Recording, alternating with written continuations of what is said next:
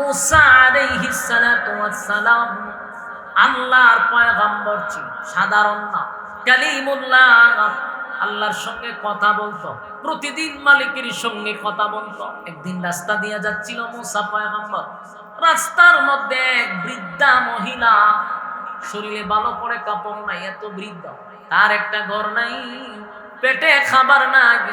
এই মহিলা মুসা আলাইহিস সালাতু ওয়াস সালামের সামনে দাঁড়ায়া বলে, মুসা পয়গম্বর, আমি শুনছি তুমি নাকি আল্লাহর সঙ্গে সাক্ষাৎ করো, মালিকের সঙ্গে প্রতিদিন কথা বলো। মুসা রে, আমি দাঁড়ায় আছি তোমার সাক্ষাতের জন্য। ও আল্লাহর পয়গম্বর, আল্লাহর সঙ্গে যখন তুমি সাক্ষাৎ করবা, যখনই তুমি কথা বলবা, আমি বুড়িটার জন্য আল্লাহর কাছে একটু কথা বলল। আমার মালিকরে বলবা, আমার মালিক কেন আমার এত গরিব বানাইলো, এত গরিব বানাইলো, নাই আমার কিছু নাই, ওই যে একটা সুপ্রি ঘর, ভিতরে বৃষ্টি পড়ে, কোন রকম এই ঘরের ভিতরে আমি জীবন যাপন করি, এক বেলা যদি খাই তাহলে আরেক বেলা খাইতে পাই না, আমি এত গরিব। মুসা একটু আল্লাহর কাছে বলবা। মুসা নবী বৃদ্ধা মহিলার কথাটা মনোযোগ দিয়ে শুনছে, বলে ঠিক আছে, মাথায় রাখলাম। মুসা নবী চলে যাচ্ছে তোর পাহাড়ে, রাস্তার মধ্যে একজন ধনী ব্যক্তি উনারা আটকাইছে, এত ধনী, এত ধনী। মুসা আলাইহিস সালাতু ওয়াস সালামকে বলে, মুসা পয়গম্বর, শুনছি আল্লাহর সঙ্গে আপনি কথা বলেন, প্রতিদিন নাকি আপনি সাক্ষাৎ করেন। মুসা পয়গম্বর, আপনি আল্লাহর কাছে কথা বলার শেষে আমার কথা একটু বলবেন। আমার একটা কাজ হলো, আল্লাহ আমারে এত সম্পদ দিছে, এত সম্পদ, এত সম্পদ, আমি আর এই সম্পদের লোভ বহন করতে পারি না। এত কেন দিল? আমার এত সম্পদের দরকার নেই, আপনি একটু আল্লাহরে বলবেন, মালিক যেন আমার সম্পদ কমায়া দেয়, কমায়া দেয়, এত সম্পদের আমার দরকার নেই, একটু আল্লাহরে কইবেন। মুসা নবী কইটা বলা হয়, ঠিক আছে আমি বলবো। মুসা আলাইহিস সালাতু ওয়াস সালাম তোর পাহাড়ের উদ্দেশ্য রওনা দিছে। রাস্তার মধ্যে দেখে একজন লোক হাঁটতে পারে না, পা নাই, হাতও নাই, জবান আছে। কি শুরু করছেন ভাই, যেগুলো আমি দেখতে পারি না, বিরক্তিটা। আপনারা ওয়াজের মাঝখানে কিন্তু বামার ঢুকাইতেছেন, গুড়া গাড়া আসেনি, আরো কুলো লই আন না করে আপনারা যেটি ওয়াজ শুনবো বাড়ির গেছে ঢুকাইতেছে। আর বাচ্চা কাচ্চা টুপি একটা মাথার দিয়ে ওয়াজ গিয়া যে ওয়াজ শুনবে হে বাড়ির ঘুমায়, আর যত গুড়া গাড়া আছে সব পাঠাই দেয়। তখন ঠিক করলে কি হইব, আইনা তো বোয়ান একবার আমার সামনে যাতে বামাটা ঢুকাইতে পারে। এরাতে ছোট মানুষ, এরা কি আপনি আমার মতো বুঝে? এরা কথা কইব, এটা আর স্বভাব ছোট মানুষ, কিন্তু যারা বুঝদার এরা এখানে বসানো ঠিক হয়েছে। আল্লাহর রাস্তায় বিরক্ত করেন না ভাই, একটা ধ্যানে ওয়াজ করলাম, মাঝখানটা দেন কথা কয়ে 12টা বাজে, এগুলা তো ঠিক না। কথা কয়েন না, কথা কয়েন না, কথা বলে একটু মনোযোগ দিয়ে শুনে। প্রথম আটকাইছে কে? গরিব, এরপরে ধনী, এখন প্রতিবন্ধী, পা নাই, হাতও নাই, শুধু কথা বলতে পারে। মুসা আলাইহিস সালাতু ওয়াস সালাম তাকায় দেয় একেবারে নিচে ঘুরে নিচে, পাও নাই, হাতও নাই, টাকা দিতে পারে। নিস্তিকায় কয়, মুসা পয়গম্বর, আপনি আল্লাহর পয়গম্বর, জানি আপনি নাকি আল্লাহর সঙ্গে কথা বলেন। তোর আশা লইয়া সারাটা দিন আপনার অপেক্ষায় আমি এখানে দাঁড়ায় আছি, শুয়ে আছি, একটু আমার দিকে তাকান। তাকায় দেখে আমার পা দুইটা নাই। মুসা পয়গম্বর, আমার দুইটা হাত নাই গো, আমার দুইটা পাও নাই। মুসা রে, আমি শুধু এতটুকু জানতে চাই আমার মালিকের কাছে, যে আপনি একটু আল্লাহর জিগাইবেন, আমারে কোন খামে বানাইছে, আমারে কোন খামে বানাইছে? আমার দিয়ে হাতও নাই, পাও নাই, আমি খাই আর ঘুমাই, আমার খাম কিতা? আমার আল্লাহ কেন বানাইল? আল্লাহর একটু জিগাইয়া। আমার মালিক যে আমারে বানাইছে কোনো কাজের জন্য বানাইছে কিনা, না বেহুদই বানাইছে আমারে? দুনিয়া তো আমার বরবাদ হয়ে গেল, কারণ আমার হাতও নাই পাও নাই। তাই আমার আল্লাহ যেন আমার জানায় যে আমারে কোন খামের লেগে বানাইছে। তিন ব্যক্তির অভিযোগ লইয়া মুসা পয়গম্বর চলে গেল তুর পাহাড়ে, আল্লাহর সঙ্গে কথা বলতে লাগলো। কথা বলার এক পর্যায়ে মুসা আলাইহিস সালাতু ওয়াস সালাম বলেন, মালিক আপনার কাছ দিয়ে যাওয়ার আগে, কথা বলার শেষ হওয়ার আগে তিনটা ব্যক্তির অভিযোগ জানাইতে চাই। আল্লাহ জানেনি? কথা কয় না, আল্লাহ তো সবই জানে।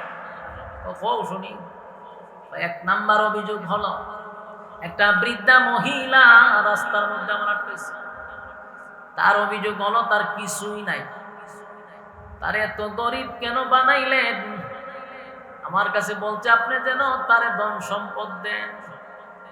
এটা হলো প্রথম মহিলার অভিযোগ, যে গরিব আল্লাহরে বই আমার কিছু দিত।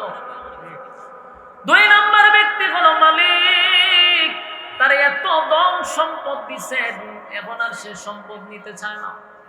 তার ধন সম্পদ কিভাবে কমবে, কিভাবে নষ্ট হবে, আপনি আল্লাহ বইলা দিতেন। তিন নাম্বার ব্যক্তিটা হলো, তিন নাম্বার ব্যক্তিটার হাতও নাই পাও নাই, এক বুক কষ্ট লইয়া আমারে প্রশ্ন করছে কেন তারে বানাইছে। কোন কাজের জন্য যদি বানায় থাকেন আল্লাহ আমারে যেন আপনি বলেন। তিন প্রশ্নের জবাব আল্লাহ দিয়ে দিছে। মুসা আলাইহিস সালাতু ওয়াস সালাম আবার রওনা দিছে। যাওয়ার সময় রওনা দিছে, প্রথম ব্যক্তি আটকেছে। প্রথম ব্যক্তি হলো ওই বুড়ি বেটি আটকেছে। বুড়ি হয়ে ঘটনা কি তা কথাটা তো হয়েছে নি, বলা হয়েছে তো। তখন সিদ্ধান্ত কি হয়েছে? মুসা আলাইহিস সালাতু ওয়াস সালাম বলেন, বুড়িমা আপনার এই হালত আমি আল্লাহর কাছে বলছি। মালিক আপনাকে যে সাজেশন দিছে এটা মাইনা চললে আপনার ধন সম্পদ বেড়ে যাবে। ভাই আল্লাহ কি বলছে? আল্লাহ বলছে আপনি বেশি বেশি বেশি মালিকের শুকরিয়া আদায় করতেন। আপনারা বাড়িতে গিয়ে সুবহানাল্লাহ কইবে?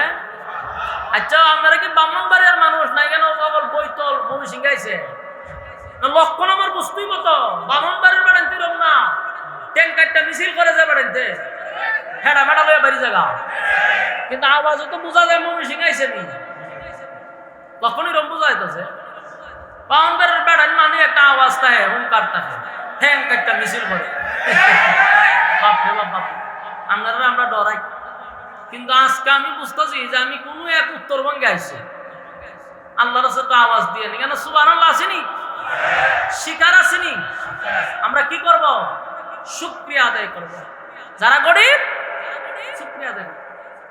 মুসা আলাইহিস সালাতু ওয়াস সালাম বললেন, মা আমার আল্লাহ বলছেন আপনি বেশি বেশি বেশি বেশি করে মালিকের শুকরিয়া আদায় করতেন, তাহলে আল্লাহ আপনার ধন সম্পদ বাড়ায়া দিবে। বেডির কাছে মেজাজ গরম হইয়া, বেশি বুড়া হইলে মেজাজটা একটু গরম, কেটকিটটা মেজাজ থাকে।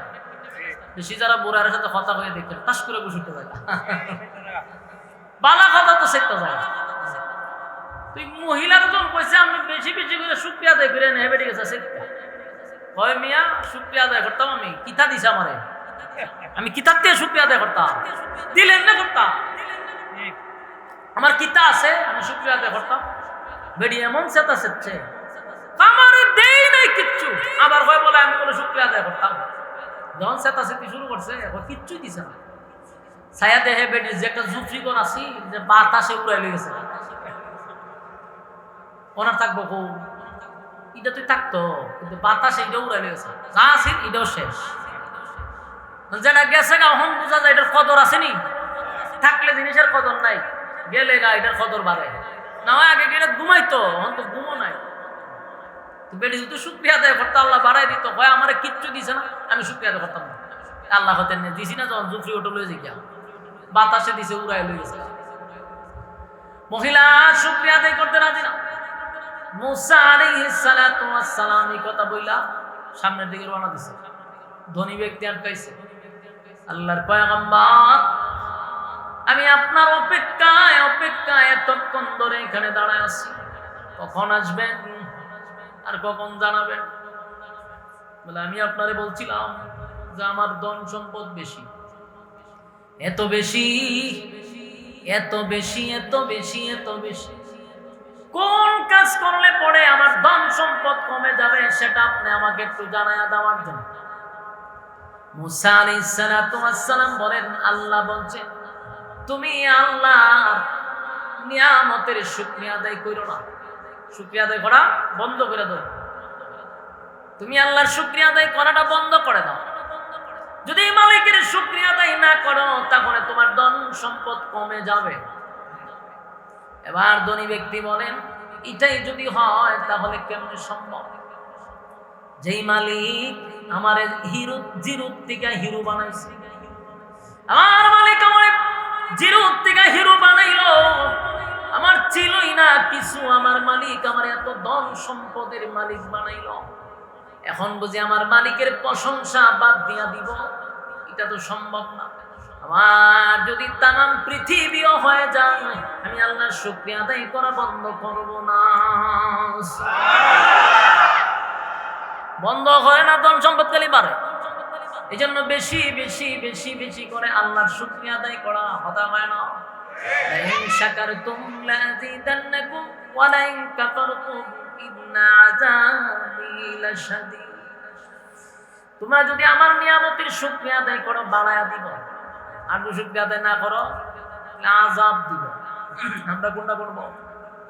সর্বহালতে আমরা বলবো আলহামদুলিল্লাহ। কথা বলা বড় লোক মানুষ স্বীকার করে নিল, মালিক আমার এত সম্পদ দিল, আমি কেমনে রে মালিকের না শুকরিয়া আদায় করি? এটা আমার দ্বারা সম্ভব না। আল্লাহ তার প্রতি আরো খুশি, আরো বাড়াইতেছে। সুবহানাল্লাহ। শেষে গেছে প্রতিবন্ধীর কাছে। মুসা আলাইহিস সালাতু ওয়াস সালাম দেখেন হাত নাই পা নাই, লোকটা অপেক্ষায় আছে। এ মুসা পয়গম্বর,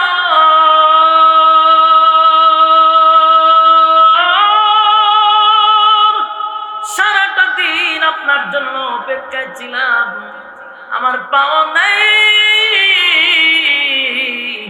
আমার হাতও নাই, আপনার অপেক্ষায় ছিলাম শুধু এতটুক জানার জন্য। আমার একটা আফসোস, আমার মালিক আমারে কেন বানাইলো, কেন বানাইলো, কেন বানাইলো এটা জানার জন্য। আমারে বানাইতে গিয়া মালিক হাত দেয় না, আমার মালিক আমারে পাও দেয় না। বলুন মুসা পয়গম্বর, আমার আল্লাহ আপনারে কি বলছে? মুসা পয়গম্বর বলেন, শোনো, আমার আল্লাহরে তোমার ব্যাপারে জিজ্ঞাসা করছিলাম, মালিক বলছে জাহান্নামের ভিতরে একটা ছোট্ট গর্ত আছে, এই গর্তটার তোমার শরীরে সমান, এই গর্ত আর তোমার শরীরটা সমান, ওই জায়গাটা খাটবার লেগে আল্লাহ তোমার বানাইছে। সুবহানাল্লাহ। জাহান্নামের ভিতরে আল্লাহ ডুবাইব। সুবহানাল্লাহ। কোনা না কোনটা লাগাই দেয় এটাও জানে না, মিলাই নিল একটা যে হামদি লাগে, চিন্তা করে দেখছেন যে হামদি লাগে লাগাই নিলাম। মুসা আলাইহিস সালাতু ওয়াস সালাম কয়, তোমার তো এমন এক জায়গার লেগে বানাইছে যে জাহান্নামের ভিতরে ছোট একটা গর্ত আছে, এইটার বডিটা তোমার সমান হয়। আল্লাহ চিন্তা করছে যে এইটাতে তোমার ডুবাই দিব। তখন হে কিতা করছে, আমরলি তো হলে বলে দূর দূর দূর দূর মিয়া, এই খবর লাগে রে তোমার দ্বারা ইসলাম, সে তার কথা নেই, চিত্তা মিথ্যা আমরা ভাই আর গেলাম বলে। কিন্তু এই লোক কি কইছে জানে? এই লোক ওই নিচে বলি লাফাইতেছে, এমন খুশি হয়েছে, চিৎকার দিয়া কয় আলহামদুলিল্লাহ, এতদিনে আমি বুঝতে পারলাম আমার মালিক আমারে বেহুদা বানাইছে না, আমারে কোনো একটা কাজের লাগে আমারে বানাইছে। আমি আমার মালিকের সিদ্ধান্তের উপরে আলহামদুলিল্লাহ। মুসা পয়গম্বর, যদি আমার মালিক আমার জাহান্নামের গর্ত বরট করার লেগে বানায়া থাকে, মালিকের এই সিদ্ধান্তের উপরে আমিও আলহামদুলিল্লাহ। এতদিন পরে বুঝতে পারলাম মালিক আমারে কোনো কাজের লেগে বানাইছে, বেহুদা বানাইছে। এই মালিকের প্রশংসা শুরু করলো। আল্লাহ তার এই প্রশংসা শুনা সাথে সাথে মালিক খুশি হয়ে গেছে। আল্লাহ তারে পূর্ণ সুস্থতা দান করছে। জোরে জোরে কোন সুবহানাল্লাহ। আমার যুবক ভাই, এখান থেকে আমার আপনার শিকার দরকার আছে। আল্লাহ কাউরে গরিব বানাবে, পরীক্ষা করবে, কাউরে ধনী বানাবে, পরীক্ষা করবে, কাউরে মুসিবত দিবে, পরীক্ষা করবে। কথা বলে না? যেন আল্লাহ বলেন আমিনু কামা আমানান নাস, তোমরা ঈমান আনো তাদের মতো। তারা কারা? আমিনু কামা আমানান নাস, ওই মানুষের মতো তোমরা ঈমান আনো। ওই মানুষ বলতে আব্দুল্লাহ বিন তামের, উনিও হতে পারে, আসিয়াও হতে পারে, সাহাবায়ে কেরামদের মতো মানুষ হতে পারে, কারণ তারা ঈমানের পরীক্ষায় উত্তীর্ণ হয়েছে রে। এই জন্য তাদের ব্যাপারে আল্লাহ নিজে সুসংবাদ জানায়া দিছে, ওরা জান্নাতি। সুবহানাল্লাহ, দুনিয়ায় জান্নাত দিছে, তাই ঈমানের পরীক্ষা দিছে।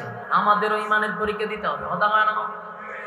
যুবক ভাইয়েরা, ঈমান কারে কয় গো? ঈমান কারে কয়? আল্লাহর হাবিব সাহাবায়ে কেরামদেরকে নিয়ে এক জায়গায় বৈশা গল্প করতেছে। মক্কার এক সাইড থেকে প্রায় কিছু সংখ্যক লোক নবীর সামনে গিয়ে দাঁড়াইছে। দাঁড়ায় বলে, হুজুর, দূর, বহু দূর থেকে আমরা আসছি। আমরা এমন একটা সাইড থেকে আসছি যেখানে কালেমার দাওয়াত পৌঁছায় নাই। আমরা যারা কালেমা পড়ছি গো, কালেমা পড়ছি, কিন্তু আমাদেরকে তালিম দেওয়া হয় না। তালিমের জন্য কিছু সাহাবীদেরকে দেন, যারা আমাদেরকে দিন শিখাবে, ইসলাম শিখাবে। হ্যাঁ, ভালো করে বোঝার চেষ্টা করেন, কথা শুনেন মনোযোগ দিয়া, এই ঘটনাগুলো মনোযোগ দিয়ে শুনেন। কোথার থেকে আসছে? দূর, বহু দূর থেকে, প্রায় 10-12 জন লোক আসছে রাসূলের কাছে, যে আমরা যে জায়গা থেকে আসছি হুজুর, এখানে মাদ্রাসা নাই, বলতে দিনই শিক্ষা নাই, তা আমরা শিখবো কোথার থেকে? আমরা কিছু সাহাবী দেন, এরা আমরা দিন শিখাইবো, ইসলাম শিখাইবো। আল্লাহ রাসূল বলেন, কথা তো ঠিক। রাসূল বলেন, ঠিক আছে, তোমরা কতজন নিবা? বলে 10 জন সাহাবী। 10 জন সাহাবী বাচ্চা, এই লোকগুলা 10 জন সাহাবী নিয়া রওনা দিছে। রাস্তা যাওয়ার পরে এই যারা 10 জন লোক আনছে, এই লোকগুলা এই 10 জন লোকরে রাস্তায় নিয়ে ঘেরাও করে দিছে। তার মানে কি বুঝলেন? যারা গেছে সাহাবীদেরকে আনার জন্য, এরা কি মুসলমান ছিল? মুনাফিক। এরা মুসলমানের বেশ ধরে, মুসলমানের লেবাস কইরা এরা গেছে রাসূলের কাছ থেকে লোক আনার জন্য। কিন্তু রাস্তার মধ্যে এসে এরা দেখে সাহাবায়ে কেরাম ঘুরাতে বসা ছিল, দেখে তো লক্ষণ তো খারাপ। যারা আনছে এরার কাছ থেকে আবার চতুর্দিকে লোক আইসা চতুর্দিকে এরা ঘেরাও করেছে। বোঝা গেল এরা নবীর কাছে গিয়ে যে অভিনয়টা করছে, মূলত তারা মুসলমান ছিল না, তারা মুসলমানের দুশমন ছিল। লেবাসের আড়ালে সাহাবীদের দুশমন, নবীর দুশমনরা গেছে। ওই সাহাবীদের মধ্যে 10 জন ছিল, এর মধ্যে এরা গুড়ার উপরে 7 জন মেরে গেছে। নাউজুবিল্লাহ বলেন। 7 জনকে তারা তীর নিক্ষেপ করে 7 জন শাহাদাত বরণ করছে। উঠে এই গুড়ার উপরেই রয়েছে 3 জন। এই 3 জনকে ধইরাই না তারা এক জায়গায় রাখছে। সাহাবায়ে কেরাম বলল, তোমরা আমাদের সাথে এমন গাদ্দারিটা কেন করলা? আমাদের 7টা ভাইরে তোমরা শহীদ করে দিলা। তোমরা না বললা যে তোমাদেরকে আমরা দিন শিখানোর জন্য রাসূলের কাছ থেকে বইলা আমাদেরকে আনছো, আইনা আমাদের রাস্তার মধ্যে তোমরা হত্যা করলা। এমন গাদ্দারি তোমরা কেন করলে? এরা কয়, আমরা বদরের যুদ্ধে প্রতিশোধ নিয়েছি। বদরের যুদ্ধে তোমরা আমাদের বাপ চাচাদেরকে হত্যা করছো, তাই সেটার প্রতিশোধ নেওয়ার জন্য আমরা কৌশলে তোমাদেরকে তোমার নবীর কাছ থেকে নিয়ে আইনা রাস্তায় তোমাদেরকে হত্যা করে প্রতিশোধ নিয়েছি। এদের মধ্যে 3 জন রয়েছে না, সাহাবীরা বলা শুরু করলো, তোরা কাপুরুষ, কাপুরুষ যদি না হতি তাহলে রাস্তার মধ্যে না মারার, তোমার বেড়া মিলে যুদ্ধ কর আমাদের সাথে। এই কথা বলার কারণে বাকি 2 জনকে হত্যা করছে। আর রয়েছে কজন? আরেকজন রয়েছে, মেরে লিছে আরো প্রায় 9 জন মেরে লিছে। কত বড় মর্মান্তিক ঘটনা! আমি শুধু ইমানটা বুঝাইতে চাই, মনোযোগ দিয়ে শুনুন। মেরে লইল 9 জন, রয়েছে 1 জন। এই 1 জনের পিছন দিয়ে হাত বাঁধছে, বান্ধা জোর দবস্তি কইরা এক ঘরের ভিতরে বন্দি করে রেখেছে। ঘরের ভিতরে বন্দি করে রাখছে, খাওয়ান দেয় না, পানি দেয় না, এমন অবস্থা কয়দিন মানুষ বাঁচে, খাওয়ানো নাই পানিও নাই, নির্মম ভাবে তাদেরকে ঘরের মধ্যে বন্দি করে রাখছে। এই সাহাবী এই ঘরের ভিতরে বন্দি, এই যে ঘরের ভিতরে বন্দি করে রাখছে, এই ঘরের পাশে আরেকটা ঘর ছিল, ওখানে একজন মহিলা ছিল। এই মহিলা ছিল যারা দইরা আনছে সাহাবীরে, তাদের বোন ছিল। এই মহিলা চিন্তা করলো এই ঘরের মধ্যে একটা লোককে বন্দি করে রাখলো, খাওয়ানো দেয় না, পানিও দেয় না, বাচ্চা না মরছে, এরা তো একবার দেখাও না, দিয়ে যায় মরে নিয়ে গেছে গা। দরজার সাইডে খুইলা দেখে যেন মরে নাই, উনি সুস্থ আছে এবং ওনার মধ্যে টেনশনের কোনো চাপও নাই। আছে না যে আমার বন্দি ঘুরে রাখছে, মানসিক একটা চাপ, কষ্ট, পেরেশানি, মেরে নিলা, এরকম কোনো চাপ নাই। তুই মহিলা তাকায় চিন্তা করতেছি লোকটা খাইলো কি, এতদিন ধরে যেটার ভিতরে রাখলাম, খাওয়ানো দিল না, মারবার এতে রাখছে, মরলো না, শরীরও বালা, চেহারার মধ্যে পেরেশানির কোনো চাপ নাই। কতক্ষণ তাকায়া দেখে ওনার মাথার উপরে এমন কিছু ফল দেখা যায় যে ফলগুলা আরবে কোনো সময় অতীতে দেখে নাই। সুবহানাল্লাহ। এই মহিলা তার সুজিয়েছে, এই ঘর তো চতুর্দিকে বন্দি, ফল এনে দিল কেন? আর এই ফল তো অতীতে দেখিনি, এত দামি দামি ফল পাইল। তখন উনি ওই মহিলা দরজার থেকে জিজ্ঞাসা করতেছে যে তোমার তো বন্দি ঘুরে রাখা হয়েছে ঘরের ভিতরে, বাহির দিয়ে তালা মারা, ঘরে ঢোকার কোনো সিস্টেম নাই, আজকে কয়েকদিন যাবত তোমাকে এক ফোঁটা পানিও দেওয়া হয় না, তোমার এই ফলগুলা দিল কে? আর তুমি তো বাক্কাই দিয়ে খাইতেছো, ঘটনা কি? তখন বলল তোমার ভাইয়েরা যেই রবের উপরে ঈমান আনার কারণে আমাকে ঘরে বন্দি ঘুরে রাখছে, সেই রব আমাকে এতদিন ধরে খাওয়াইতেছে। সুবহানাল্লাহ। ঈমান এমন এক জিনিস, আমারে খাওয়াইতেছে আমার রব। এই মহিলা আশ্চর্য হয়েছে। চিন্তা করেন, আল্লাহ তাআলা কুদরতি ভাবে আসমানি ফয়সালা জান্নাতি ফল খাওয়াইতেছে ঘরের মধ্যে। মহিলাটা দেখছে। তো কয়েকদিন পর পর্যন্ত ওনারে তার মারা যায় না, শহীদ হয় না, এই জন্য কাফেররা চিন্তা করলো যে ওনারে হত্যা করবে। এরপর একজন লোক এসে বলতেছে কিছুক্ষণ পরেই তোমাকে হত্যা করা হবে, প্রস্তুতি নাও। ওনার মধ্যে কোনো চাপ নাই, টেনশনের কোনো চিন্তা নাই। স্যার একটা চিন্তার বাস থাকে মাথায়, চেহারা এরকম না, ফ্রেশ। ঘর থেকে ওনাকে বাহির করছে, বাহির কইরা ওনার সামনে নিয়ে যেখানে রাখছে, পিছনে একটা খাট, এরকম খাটের বড় একটা তক্তা রাখছে, এটার মধ্যে ওনার এইভাবে রাখছে। এই হাতের মধ্যে ফেরাক ঢুকাইছে, হাতে দিয়া ফেরাক ঢুকাই এইভাবে ওনার এইভাবে রাখছে।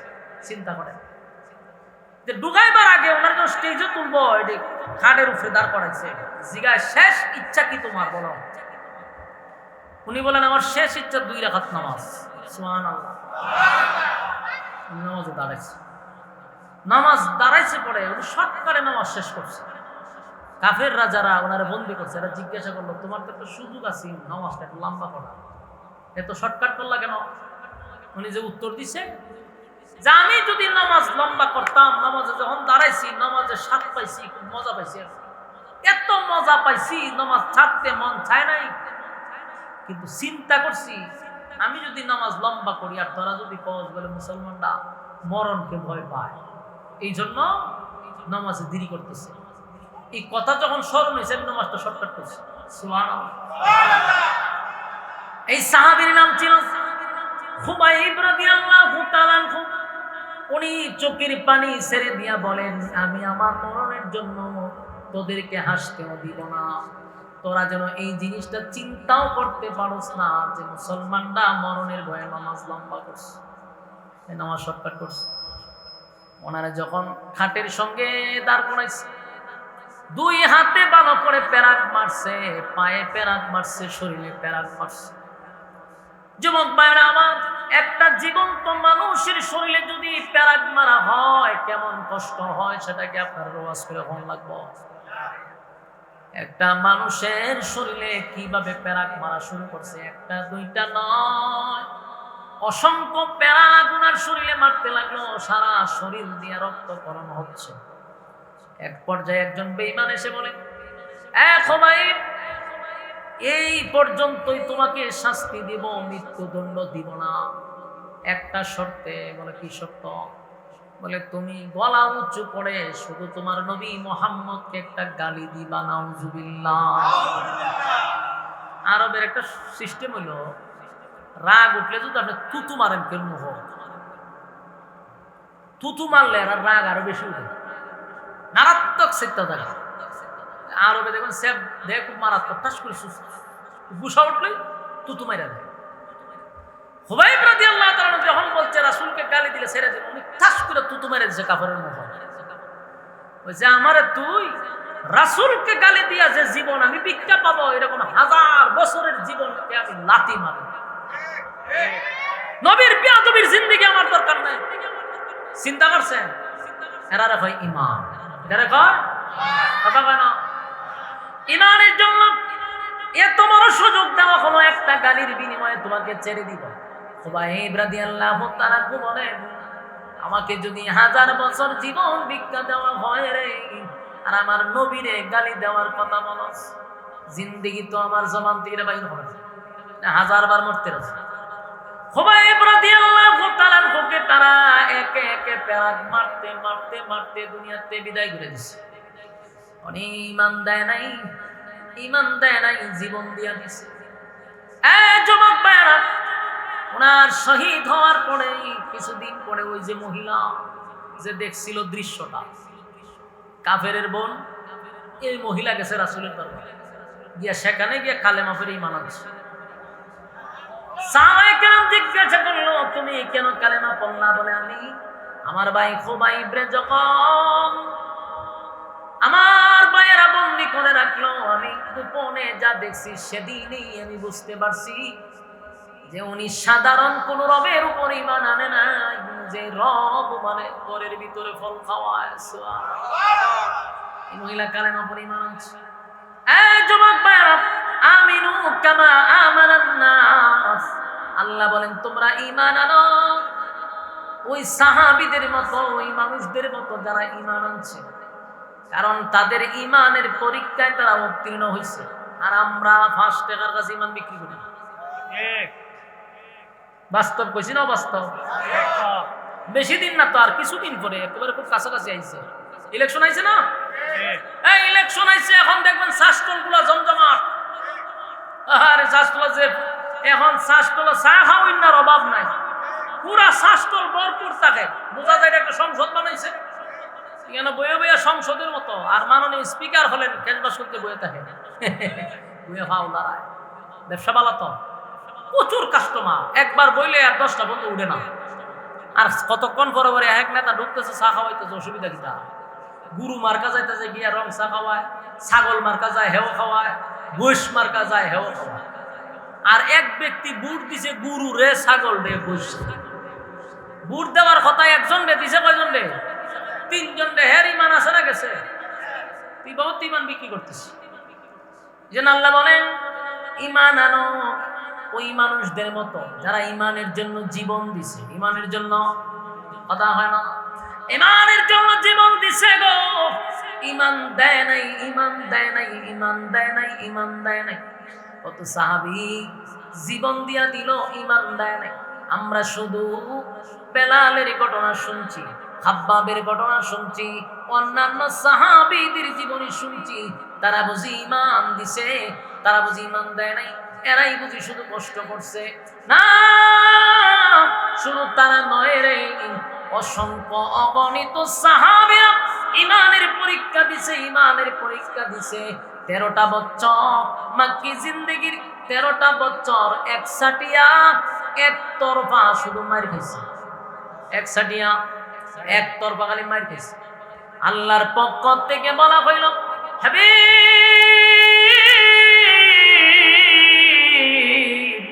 13টা বছর পয়গম্বর শুধু মার খাইল, কিন্তু একটা প্রতিবাদ নবী করে নাই। এমনকি প্রতিশোধ নেওয়ার জন্য হাতে অস্ত্র তুলে নেই। কেন জানেননি?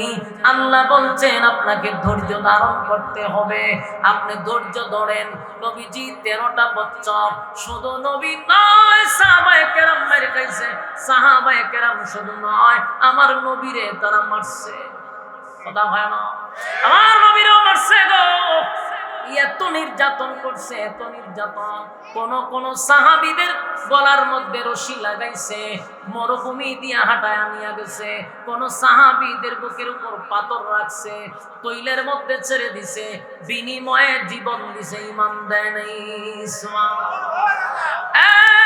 হাবিবে কিবরিয়া খানায়ে কাবার সামনে যখন সেজদা দিচ্ছিল, নবীজির পিঠের উপরে উটের নারী বুড়ি পর্যন্ত রেখে দিছে।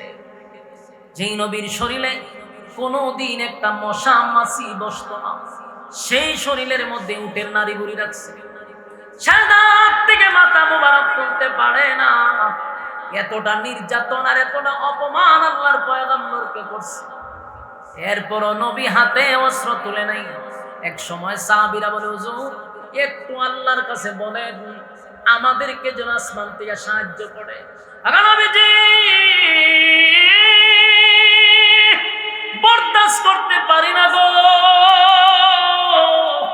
এত নির্যাতন, এত নির্যাতন, একটু আল্লাহর কাছে বলেন না মালিক যেন আসমান থেকে আমাদেরকে সাহায্য করে।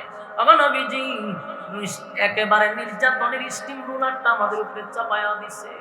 আল্লাহ নবী বলেন, সাহাবীরা রে, এই হালতে যদি, এই অবস্থায় যদি দুনিয়ার থেকে তোমরা বিদায় হয়ে যাও, আমি নবী ওয়াদা দিলাম আল্লাহর তরি জান্নাত তোমাদের জন্য ওয়াজিব হয়ে যাবে। সুবহানাল্লাহ। ঈমান নেক আমল লইয়া যদি তোমরা কবরে যাও, আল্লাহ জান্নাতের মেহমান তোমাদেরকে বানায়া দিবে। এরকম বহু সাহাবীদেরকে নবী সান্ত্বনা দেয়, কিন্তু নির্যাতন বন্ধ হয় না। আম্মার রাদিয়াল্লাহু তাআলা নবীর একজন সাহাবী আম্মার, এই আম্মারকে আবু জাহিল না বাইদা রাখছে। আম্মারের মা হলো সুমাইয়া রাদিয়াল্লাহু তাআলা আনহা। মা ছেলেকে এমন নির্যাতন করছে, ছেলের সামনে মারে উলঙ্গ করছে শুধুমাত্র ঈমানের জন্য। জান্নাতে যাওয়ার আগে, শাহাদাতের পেয়ালা নসিব হওয়ার আগে মা তার সন্তানকে নসিহত করে গেছে, আম্মার রে, আমি যদি এখন শাহাদাত বরণ করি বাবা দুঃখ নাই, কিন্তু সব হালতে সাবধান, বেঈমানের কাছে মাথা নত করবি না, বেঈমানের কাছে মাথা নত করবি না। মা শাহাদাতের আগে সন্তানকে এই কথা বলেছে। আমার ব্রাহ্মণবাড়িয়ার যুবক ভাইয়েরা, আমাদের উপরে ঈমানের পরীক্ষা আসবে, আমাদের উপরও পরীক্ষা আসবে। আমরা দুনিয়ার সব কিছুর কাছে মাথা নত করতে পারি, ঈমানের ক্ষেত্রে কোনো বেঈমানের কাছে মাথা নত করব না। কথা হয় না? পরীক্ষা আসবে, বিপদ আসবে, মুসিবত আসবে, কিন্তু আমরা বেঈমানদের কাছে মাথা নত করব না। ঈমানের জন্য জীবন যদি দিতে হয় আমরা জীবন দিব। রাজি আছেন? আর যুবক ভাইরা, আমিনু কামা আমানান নাস, ঈমান আনো ওই মানুষদের মতো যারা ঈমান আনছে। আমরাও সিদ্ধান্ত নিব, ঈমান যেহেতু আনছি রে, নিজের ঈমানদার দাবি করছি, ঈমানের পরীক্ষা কিন্তু আমাদের উপর আসবে। কথা হয় না? ঈমানদের দুর্বল করে চলো। এখন আপনার ঈমান তো জাগাত নাই, একবার আল্লাহর কাছে যান, একবার বাবার কাছে যান, দুনো ভ্যারাইটি জুলে আমরা কেমনি কথা কইটা দিই, বাবার কাছেও চায়, আল্লাহর কাছেও চায়, তাহলে ঈমান থাকবো নি জায়গা? আমার সবকিছু কার জন্য? ইন্না সালাতি ওয়া নুসুকি ওয়া মাহইয়ায়া ওয়া মামাতি লিল্লাহি রাব্বিল আলামিন, লিল্লাহি রাব্বিল আলামিন। আমার নামাজ, আমার রোজা, আমার হজ, আমার যাকাত, আমার জীবন, আমার মরণ কার জন্য? সবকিছু আমার সবকিছু আল্লাহর জন্য। আমার যদি কোনো কিছু চাইতে হয় কার কাছে চাইব? আরো জুড়ে, আমার সন্তান নাই, চাইব কার কাছে? আমার মালিকের কাছে। গভীর রজনীতে আপনি যায় নামাজে বসা মালিকের কাছে দোয়া করবেন, আল্লাহ রব্বি হাবিলি মিনাস সালিহিন, আল্লাহ আপনি আমাকে একটা নেককার সন্তান দান করেন। মালিকের কাছে সন্তানের জন্য দোয়া চাইবেন, কসম খোদার কোনো বাবার কাছে যাবেন না, কোন মাজারে চাইবেন না, কোন বাজারে চাইবেন না। চাইতে যদি হয় কার কাছে? আর এই কপালটা, এই মাথাটা, এটা কার জন্য? আল্লাহ ছাড়া এই মাথা আমরা কারো কাছে নত করব না। কথা হয় না?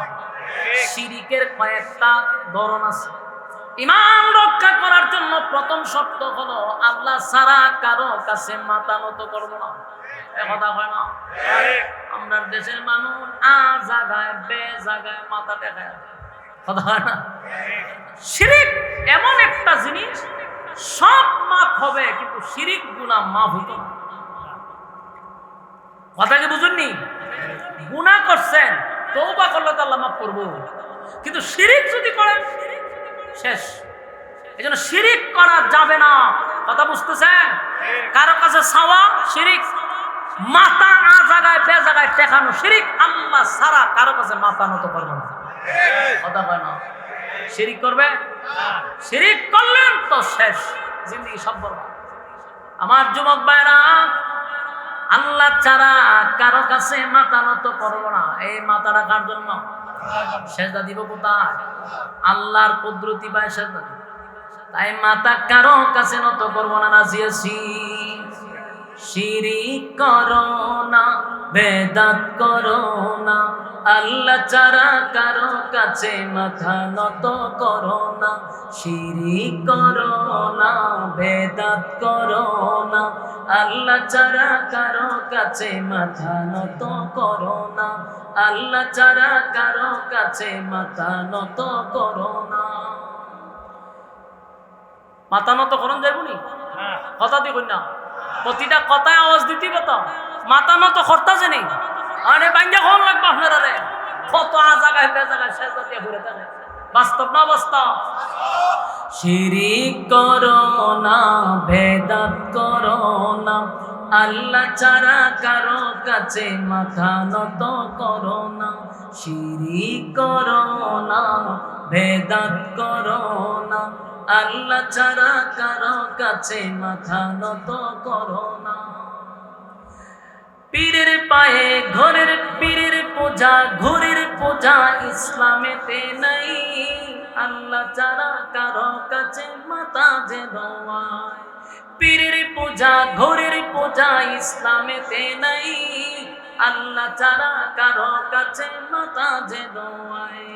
কোরআন পড়ো, হাদিস শিখো, তার ওদিকে যেও না। কোরআন পড়ো, হাদিস শিখো, তার ওদিকে যেও না। শিরিক করো না, বেদাত করো না, আল্লাহ ছাড়া কারো কাছে মাথা নত করো না।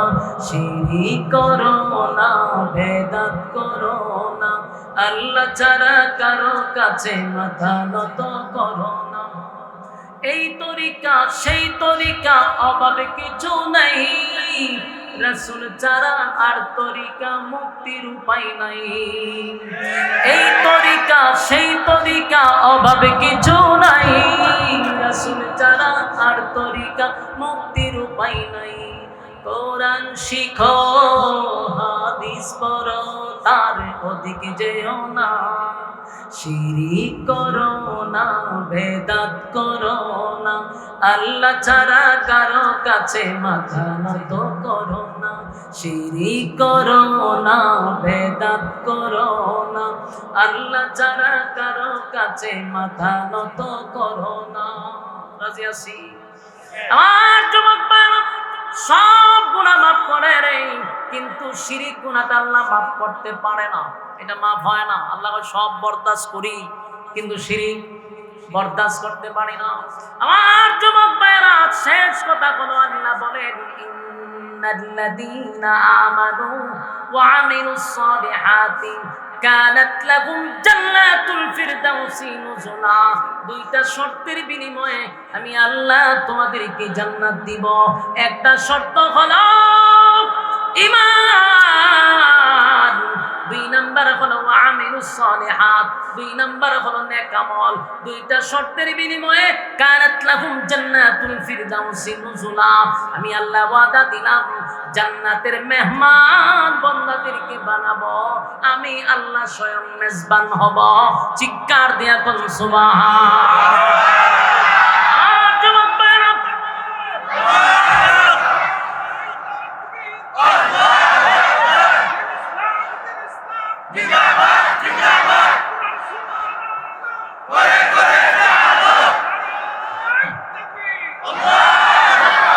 শর্ত হইল দুইটা। কয়টা? দুইটা শর্তের বিনিময়ে মালিক বলেন জান্নাতুল ফিরদাউসের মেহমান বানাবো। এবার আসুন আমিলুস সালিহাত, দুই নাম্বার হলো নেক আমল। এই নেক আমল কোনটা? এই যে আজকের মাহফিল আপনারা বসছেন, প্রচন্ড গরম আমি বুঝতেছি, এত গরম এত গরম এত গরম, এরপরও মৌমাছির মতো গায়ের সঙ্গে গা লাগায়া বসে আছে। কত যুবকরা এই টাইমে ফেসবুক চালায়, ইউটিউব চালায়, খেলাধুলা দেখে, ফ্রি ফায়ার খেলে। তাকায়া দেখেন অনেক নওজোয়ান ভাইয়েরা দাঁড়ায় আছে, তারা ঘুমায় নাই, খেলাধুলা বাদ দিয়ে আজকে এখানে বসছে। প্রতিটা হরফে 10টা করে নাকি আপনার আমলনামায় আল্লাহ ঢুকায়া দিছে। আল্লাহ বলেন ওয়া আমিলুস সালিহাত, দুই নাম্বার হলো নেক আমল। নেক আমল, নেক আমল, নেক আমল। যেখানে একটা নেকি মা দিবে না, যেই জায়গায় একটা নেকি বাবা দিবে না, সেই জায়গায় কত নেকির দরকার, কথা হয় না? আল্লাহ বলেন ঈমান আর নেক আমল লইয়া যদি আসো জান্নাতের ভিতরে মেহমান বানাবো। এরপরে আয়াতে বলেন খালিদিনা ফিহা লা ইয়াবগুনা আনহা হিওয়ালা। জান্নাতীদেরকে যখন জান্নাতের ভিতরে ঢোকানো হবে গো, জান্নাতীরা যখন জান্নাতের ভিতরে ঢুকবে, আল্লাহর নবী বলেন এই জান্নাতীরা ঢোকার পরে আর কোনোদিন জান্নাত থেকে বাহির হতে চাবে না। সুবহানাল্লাহ। এই জান্নাতীরা জান্নাতের ভিতরে ঢোকার পরে তাদের সমস্ত যত আশা আকাঙ্ক্ষা ছিল, আফসোস ছিল, নিমিষেই শেষ হয়ে যাবে। আর মানে জান্নাতে কোনো আফসোস থাকবে না। জান্নাতে কোনো আফসোস, দুনিয়ার জমিনে মানুষের আফসোস শেষ হয় না রে। দুনিয়াটাই হলো একটা আফসোসের জায়গা, ঠিক নেই? আফসোস আফসোস আফসোস আফসোস। কেউ যদি চেয়ারম্যান হয়, উপজেলার চেয়ারম্যান তো চায় আসেনি, উপজেলার চেয়ারম্যানও যদি মালিক বানায়া দেয়, এখন দেখা যায় তার নিয়ত হইল এমপি। এবার এমপি ইলেকশন আল্লাহ পাস করে, এমপি হওয়ার পরও তার স্বপ্ন শেষ হয় না, এবার মন্ত্রী হবে। আল্লাহ মন্ত্রীও বানায় দিল। এখন চিন্তা করে প্রধানমন্ত্রী কেন মরে না, ঠিক নেই? না মরলে তো বলতো না। তার মানে মানুষের আফসোস কোনোদিন শেষ হবে না। দুনিয়া এটা আফসোসের জায়গা, কথা হয় না? দুনিয়া আফসোসের জায়গা, কোনোদিন শেষ হবে না। লম্বা মানুষ, এই মানুষটা আরো লম্বা হতে চায়। খাটো মানুষ লম্বা হতে চায়, চিকন মানুষ মোটা হতে চায়, কালো মানুষ সুন্দর হতে চায়, গরিব মানুষ টাকাওয়ালা হতে চায়। টাকাওয়ালায় বাংলাদেশে বাড়ি হয় না, বেগম পাড়ায় বাড়ি করতে হয়। বেগম পাড়ায় হয় না, দেশের টাকা সব লুট করে নিতে হয়। মানুষের আফসোস কোনোদিন পুরা হয় না রে। এত টাকা পাওয়ার পরেও তার হয় না, এত টাকার মালিক হওয়ার পরেও তার আফসোস পুরা হয় না। আল্লাহ হয় দুনিয়া আফসোসের জায়গা। বিয়া যদি কেউ একটা করে আরেকটা করতে চায়, আরেকটা করলে আরেকটা করতে চায়, কিন্তু ঠান্ডা পড়ছে বাংলাদেশে জন্ম নিয়ে, চাইলেও বেশি করণ যায় না, কিন্তু আফসোস আছে না নাই? জান্নাতের ভিতরে আল্লাহ বলেন কোন বান্দা বান্দির আফসোস থাকবে না, কারণ কোন খাটো মানুষ থাকবে না, প্রত্যেকটা মানুষ হবে 60 হাত লম্বা। কোন কালো মানুষ থাকবে না, প্রত্যেকটা মানুষ হবে ইউসুফ নবীর মতো সুন্দর। দুনিয়ার জমিনে যতগুলো আফসোস ছিল সব আফসোস আল্লাহ পুরা করবে। কারো কণ্ঠ খারাপ থাকবে না, দাউদ নবীর মতো কণ্ঠ হবে, চেহারা ইউসুফ নবীর মতো সুন্দর হবে, বডি আদম নবীর মতো হবে, আর রাজত্ব হবে রে, এত রাজত্ব দিবে সর্বনিম্ন একটা জান্নাত থেকে আমার মালিক এই পৃথিবীর 10টা পৃথিবীর সমান জান্নাত দিবে। কোনো আফসোস নাই, সর্বনিম্ন এই পৃথিবীর 10টা পৃথিবীর সমান রাজত্ব। গাড়ি পাবে, বাড়ি পাবে, নারী পাবে, অট্টালিকা পাবে, কোনো জিনিসের অভাব নাই। কমপক্ষে বউ থাকবো 72টা, বুঝিনি আপনারা? কমপক্ষে বউ থাকবো 72টা, কোনো জিনিসের অভাব নাই। আর প্রতি জুমার দিন শুক্রবার আসলে আল্লাহ বলেন আমি জান্নাতুল ফিরদাউসে আমার বান্দাদেরকে মেহমানদারি করাবো। সুবহানাল্লাহ। প্রতি সপ্তাহ একদিন আল্লাহ নিজে মেহমানদারি করাবে। সুবহানাল্লাহ। এইজন্য বলেন খালিদিনা ফিহা লা ইয়াবগুনা আনহা হিওয়ালা। আল্লাহ বলেন জান্নাতীরা জান্নাত থেকে কোনোদিন আর বাহির হতে চাবে না। তবে এই যে নাজ নেয়ামত আমার মালিক দিবে, বলুন তো এমনি দিবে না শর্ত আছে? আরো জোরে। 1 নাম্বার শর্ত হলো ঈমান, 2 নাম্বার হলো নেকামল। নেকামল নেকামল ঈমান আর নেকামল লইয়া তুমি কবরে যাও, মালিক বলেন ওয়াদা দিলাম জান্নাত দান করব। আমার যুবক ভাইরা, শেষ কথাগুলি আমি আপনাদের কাছে বলে বয়ান শেষ করছি। জানি প্রচন্ড গরমে আপনারাও বিরক্ত হচ্ছেন। আর কয়েকটা মিনিট, এই যে 2টা শর্ত আল্লাহ দিল, ঈমান আর নেকামল, 2টা শর্তের বিনিময়ে চিরস্থায়ী একটা জান্নাত আল্লাহ আপনারে দিয়া দিবে। এখন কি মনে করেন চিরস্থায়ী জান্নাতটা আল্লাহ দিবে 2টা শর্তের বিনিময়ে? এই 2টা শর্ত কি সাধারণ? আপনার কাছে মনে হইতেছে স্বাভাবিক? কারণ ঈমানের জন্য মানুষ জীবন দিচ্ছে, ঈমানের জন্য। এই জন্য রব্বে কারীম বলেন আমিনু কামা আমানান নাস। কেন বললাম? ঈমান আনো ওই মানুষদের মতো, আমরার মতো হইছে না, ওই যে ওই মানুষদের মতো, তারা ঈমানের জন্য জীবন দিছে, নির্যাতন সহ্য করছে, কিন্তু ঈমান দেয় নাই। ঈমান দেয় নাই। আমাদেরকে 2টা শর্তের বিনিময়ে জান্নাত দিবে। এখন আপনি আমি বালিশের সঙ্গে একটু মাথা লাগায় চিন্তা করি, চিরস্থায়ী জান্নাত আল্লাহ দিবে, যেই জান্নাতে ঢুকলে আর মরণ নাই, যেই জান্নাতে ঢুকলে আর কোনো আফসোস নাই, অনন্তকাল সেই জান্নাত পাবো। এটাকে আল্লাহ আমরা এমনি দিয়ে দিব? না, বিনা শর্তে দিবে না। তাহলে আল্লাহ কেন বানাইলো ওয়ামা খালাকতুল জিন্না ওয়াল ইনসা ইল্লা লিয়াবুদুন? বান্দা আমি মানব দানব 2টা জাতির বানাইলাম শুধুমাত্র কেবলমাত্র গোলামির জন্য। ঠিক গোলামি যদি না করো, আল্লাহ কয় আমি তোদেরকে ছেড়ে দিব না। মনে করছো তো আমি ছাইরা দিছি? আমি কাউরে ছাইরা দেই না। আল্লাহ কি কাউরে ছাড়ছে? আপনারা কথা বলেন না, আম্মারে ছাইরা দিছে, আম্মায় উপরে গিয়ে জান বাঁচাইছে, কিন্তু ছাড়ে নাই। আল্লাহ কয় আমি ফেরাউনরেও ছাড়ি নাই, নমরুদ্দারেও ছাড়ি নাই, এক কাউরে আমি ছাড়ি নাই। ওয়ামা খালাকতুল জিন্না ওয়াল ইনসা ইল্লা লিয়াবুদুন। মানব দানব বানি যে ইবাদত করলো, যদি ইবাদত না করস, ওয়ালাকাদ জামানা লিজাহান্নামা কাসীরাম মিনি ওয়াল ইনস। বহু মানুষ এবং জিনকে আমি আগুন দিয়া জ্বালাবো আর পোড়াবো, ছাইরা দিব। কথা কই না? দি ছাইরা দিবে না। ইন্না জাহান্নামা কানাত মিরসাদা। তোদের জন্য অপেক্ষায় আছে জাহান্নাম। ঠিকই মনে করছো ছাইরা দিব? জায়গায় জায়গায় ফাঁদ বসায় রাখছে জাহান্নাম, তোদেরকে দনার জন্য উৎপেতা বসে রয়েছে।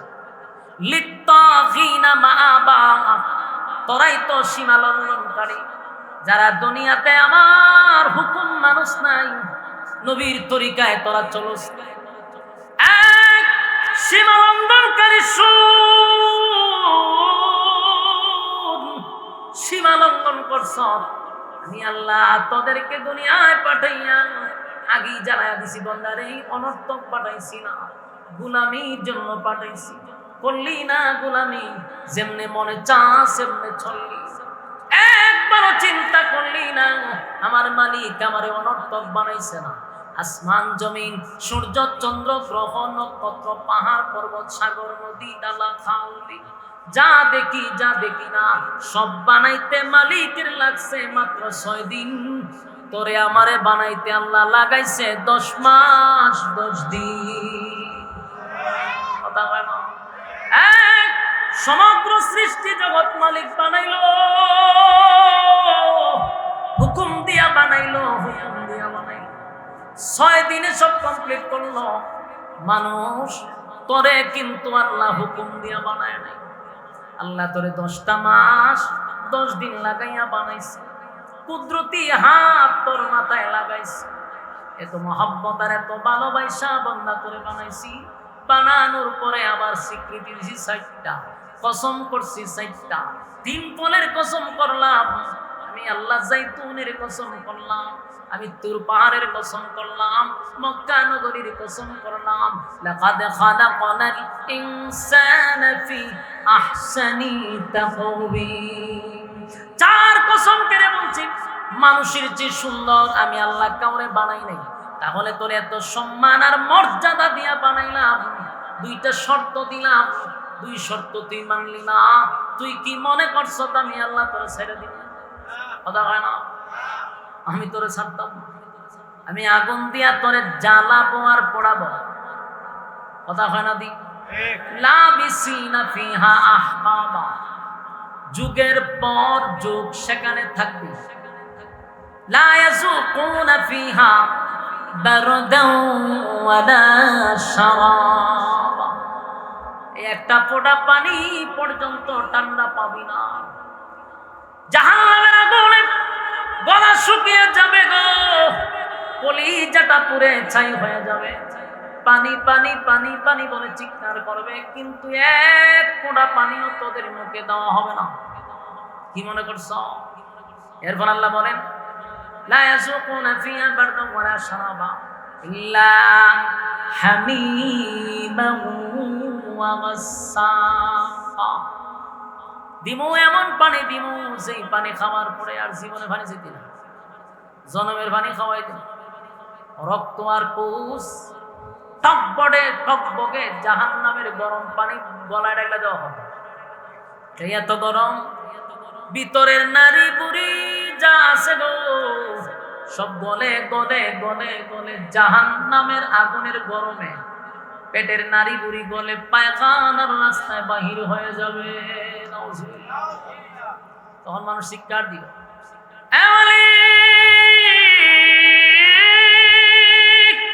এমন পানি দিলার পানি লাগবো না। আল্লাহ কয় জনমের পানি দুনিয়া খাওয়াইছি। টিউবওয়েল পানি চাপ দিলে হয় ঠান্ডা, গরমের সময় পানি হয় ঠান্ডা, শীতের সময় পানি করে দেই গরম। এত নিয়ামত কামার পরে আমি আল্লাহর গোলামি করলি না। বান্দা আজকে বুঝ মজা কেমন লাগে। শর্ত তো মাত্র 2টা দিছিলাম, ইন্নাল্লাযীনা আমানু ওয়া আমিলুস সালিহাত, ঈমান আর নেক আমল 2টা লইয়া আসলে আমি তোরে বানাইতাম মেহমান, আমি আল্লাহ হইতাম মেজবান। আমার কথা রাখস না, আমার মজা বুঝ। এখন আপনার কাছে প্রশ্ন, এই 2টা শর্ত কারা কারা মানবেন? হাত তুলা দেখা। লিল্লাহে তাকবীর, লিল্লাহে তাকবীর। 2 শর্তে রাজি আছি তো ইনশাআল্লাহ? একটা ঈমান আর একটা নেক আমল। ঈমান আর নেক আমল লইয়া যদি কবরে যাই, আল্লাহ জান্নাতুল ফিরদাউসের মেহমান বানাবো। আল্লাহ হবে মেহমান, আমরা হব মেহমান, আল্লাহ হবে মেজবান। সেই মেহমানদারিতে যুক্তিতে রাজি আছেন ইনশাআল্লাহ? রোজ হাসরের দিনে আমাদের কোনো মুসিবতের সময় উসিলা স্বরূপ এই ভিডিওটা আল্লাহ আমাদেরকে সেদিন দেখাবে। আলহামদুলিল্লাহ। এই জন্য আমরা মোনাজাত পর্যন্ত, মানে মোনাজাত পর্যন্ত থাকবেন, মোনাজাত দিয়ে যাবেন, এরকম নিয়ত আছে কার কার? হাত তুলি। হ্যাঁ, আমি উপরে বসার কারণে সব দেখি। যারা দাঁড়ায় আছেন অনেকে হাত তুলেন না, লক্ষণ খারাপ, উদ্দেশ্য খারাপ। হাত তুলেন একেবারে দাঁড়ায় মারায়। বলেন ইনশাআল্লাহ। আমরা মোনাজাত পর্যন্ত এই যে আতলামায়া ইনশাআল্লাহ কয়, এরে উদ্দেশ্য তো খারাপ। কেউ যদি আপনার পাশে আতলামায়া রাত তুলেন না কা, খালি ওয়াদাটা কোনো রকম করাই দেন, বলে ইনশাআল্লাহ মোনাজাত পর্যন্ত আমরা আছি ইনশাআল্লাহ। জায়গা পর্যন্ত আটকাই দিচ্ছে। ওয়াদা বরখেলাপ করা মুনাফিকের কাজ কর, কথা কই না দি। কেউ যদি এখন উড়ে কি হইয়া যাইব, মুনাফিক হইয়া। কেউ গেলে আপনারা স্লোগান দিবেন, আমি বলবো কে যায় রে, আপনারা বলবেন মুনাফিক যায়। ইজ্জত থাকবো নি? হ্যাঁ, ইজ্জত বাঁচাইবার লাগে বই তখন মান সম্মান শেষ। বসেন, কথা আমরা না বলি আশপাশে, ভাই কথা কইেন না। কথা কইলে মনোযোগ নষ্ট হইব, কেউ আমরা কথা না বলি। যেহেতু আপনারা দাঁড়িয়ে আছেন, কেউ বসে আছেন প্রচন্ড গরমের মধ্যে, আমি ভূমিকা লম্বা না করে ডাইরেক্ট আলোচনায় ঢুকে গেলে যতক্ষণই বসলেন আলোচনার মধ্যেই থাকলেন। আমি ভূমিকা লম্বা করে আপনাদেরকে কোনো কষ্ট দিব না ইনশাআল্লাহ। আসুন আমরা আলোচনায় ঢুকে যাই। আমি আপনাদের সামনে সূরা কাহফের শেষ অংশের আয়াতগুলি তেলাওয়াত করছি। এই আয়াতকে সামনে রেখে আমরা কিছু কথা আপনাদের সামনে উপস্থাপন করতে চাই। আল্লাহ তাআলা বলনেওয়ালাকে বলার, শুননেওয়ালাকে শ্রবণ করার তৌফিক দান করুক, আমিন। আমার তেলাওয়াতকৃত আয়াতে আল্লাহ দুইটা শর্ত দিছে। বলুন শর্ত কয়টা? এইভাবে জপতে থাকবেন, তাহলে একেবারে আলোচনা মুখস্থ হয়ে যাবে। আল্লাহ আমাদেরকে শর্ত দিছে দুইটা, এবং সুসংবাদ জানাইছেন একটা। বলুন সুসংবাদ কয়টা? শর্ত কয়টা? দুইটা শর্ত যদি আমরা মানি, আল্লাহ আমাদেরকে এমন সুসংবাদ দিছে যে সুসংবাদটা শুনলে আপনারও খুশি হবে। আমার তেলাওয়াত কি তো আয়াত আল্লাহ বলে, ইন্নাল্লাযীনা আমানু ওয়া আমিলুস সালিহাতি কানাত লাহুম জান্নাতুল ফিরদাউসি নুজুলা। আল্লাহ বলেন দুইটা শর্ত। ইন্নাল্লাযীনা আমানু, এক নম্বর শর্ত হলো ঈমান, দুই নম্বর ওয়া আমিলুস সালিহাত, নেক আমল। তাহলে ঈমান আর একটা হলো নেক আমল, এটি হলো শর্ত। কানাত লাহুম জান্নাতুল ফিরদাউসি নুজুলা। আল্লাহ বলেন এই দুই শর্ত যে মানব, জান্নাতের সর্বোচ্চ ভিআইপি যে জান্নাত, যেটার নাম হলো জান্নাতুল ফিরদাউস, আল্লাহ কয় আমি সর্বোচ্চ জান্নাতুল ফিরদাউসের মেহমান বানায়া দিবেন। বলুন শর্ত ছাড়া না শর্ত সাপেক্ষে? বিনা শর্তে ফেরদাউস দিবেন। দুই শর্তের বিনিময়ে সর্বোচ্চ জান্নাতের মেহমান বানাবেন। আল্লাহ হবে মেজবান আর আমাদেরকে বানাবে মেহমান। কি সুসংবাদ, কি কপাল আমাদের! মাত্র শর্ত হইল দুইটা। এই দুইটা শর্তের কারণে আল্লাহ বলেন ভিআইপি জান্নাতের মেহমান বানাবে। শুনতে তো বড় সহজ, ঠিক না? মাত্র দুইটা শর্ত, ঈমান আর আমল। অসুবিধা কি? এখানে যারা বসছে সবার দাবি ঈমানদার, সবার দাবি হইলো আমরা নেক আমল করি, সে তো জান্নাত হয়ে গেছেন। আপনারা জান্নাতুল ফেরদাউসের মেহমান হয়ে গেছেন, ঠিক না? খুব সহজ। যতটুক সহজ মনে হয়, বাস্তবতা কি এতটা সহজ? ঈমান এমন এক জিনিস যেটা আমরা সকালে ঈমান লইয়া ঘর থেকে বাহির হই আর ঘুমাইবার সময় বেঈমান হইয়া ঘুমাই। বর্তমান পরিস্থিতির এরকম হয়েছে। আল্লাহ রাসূল বলছে না যে এমন এক জামানা আসবে ঈমান রাখা এত কঠিন হবে যে হাতের তালুর মধ্যে জ্বলন্ত কয়লা রাখা যতটুকু কষ্ট, এর চেয়ে বেশি কষ্ট হবে ঈমান রাখা। এটা কোন জামানা জানেননি? 2025 সাল। এই 25 সাল এটা হলো সেই জামানা। এখন ঈমান রাখাটা এত কষ্ট, জ্বলন্ত কয়লা হাতে রাখা যায়, কিন্তু ঈমান রাখাটা এর চেয়ে বেশি কষ্ট। এজন্য ঈমান আর আমল লইয়া যদি কেউ কবরে যেতে পারি, সুসংবাদ হলো জান্নাতুল ফেরদাউস। আপনারা কথা শোনার মন মানসিকতা আসেনি? মনোযোগ দিয়া শুনেন, যতটুকু সহজ মনে করতেছেন বিষয়টা কিন্তু এত সহজ না। তাহলে 1 নাম্বার হলো ঈমান, 2 নাম্বার হলো নেক আমল। ঈমান হলো সবচেয়ে বড় নিয়ামত। আর আমি প্রায় সময় বলি ঈমানটাকে আমি একটা অ্যাকাউন্ট বলি, অ্যাকাউন্ট। আরো যদি ব্যাংকে অ্যাকাউন্ট থাকে তাহলে টাকা জমা দেওয়া যায়। এখন আপনি টাকা লইয়া ব্যাংকে গিয়া যদি বলে আমার 1 লাখ টাকা জমা রাখেন, ম্যানেজার জিজ্ঞাসা আপনার অ্যাকাউন্ট নাম্বার বলেন, আমি যখন বলে আমার কোনো নাম্বার নেই, আমার কোনো অ্যাকাউন্ট নেই, তো টাকাটা রাখবো বউ? টাকা রাখার কোনো জায়গা নাই। তো অ্যাকাউন্ট যদি থাকে তাহলে টাকা জমা দিতে পারবেন।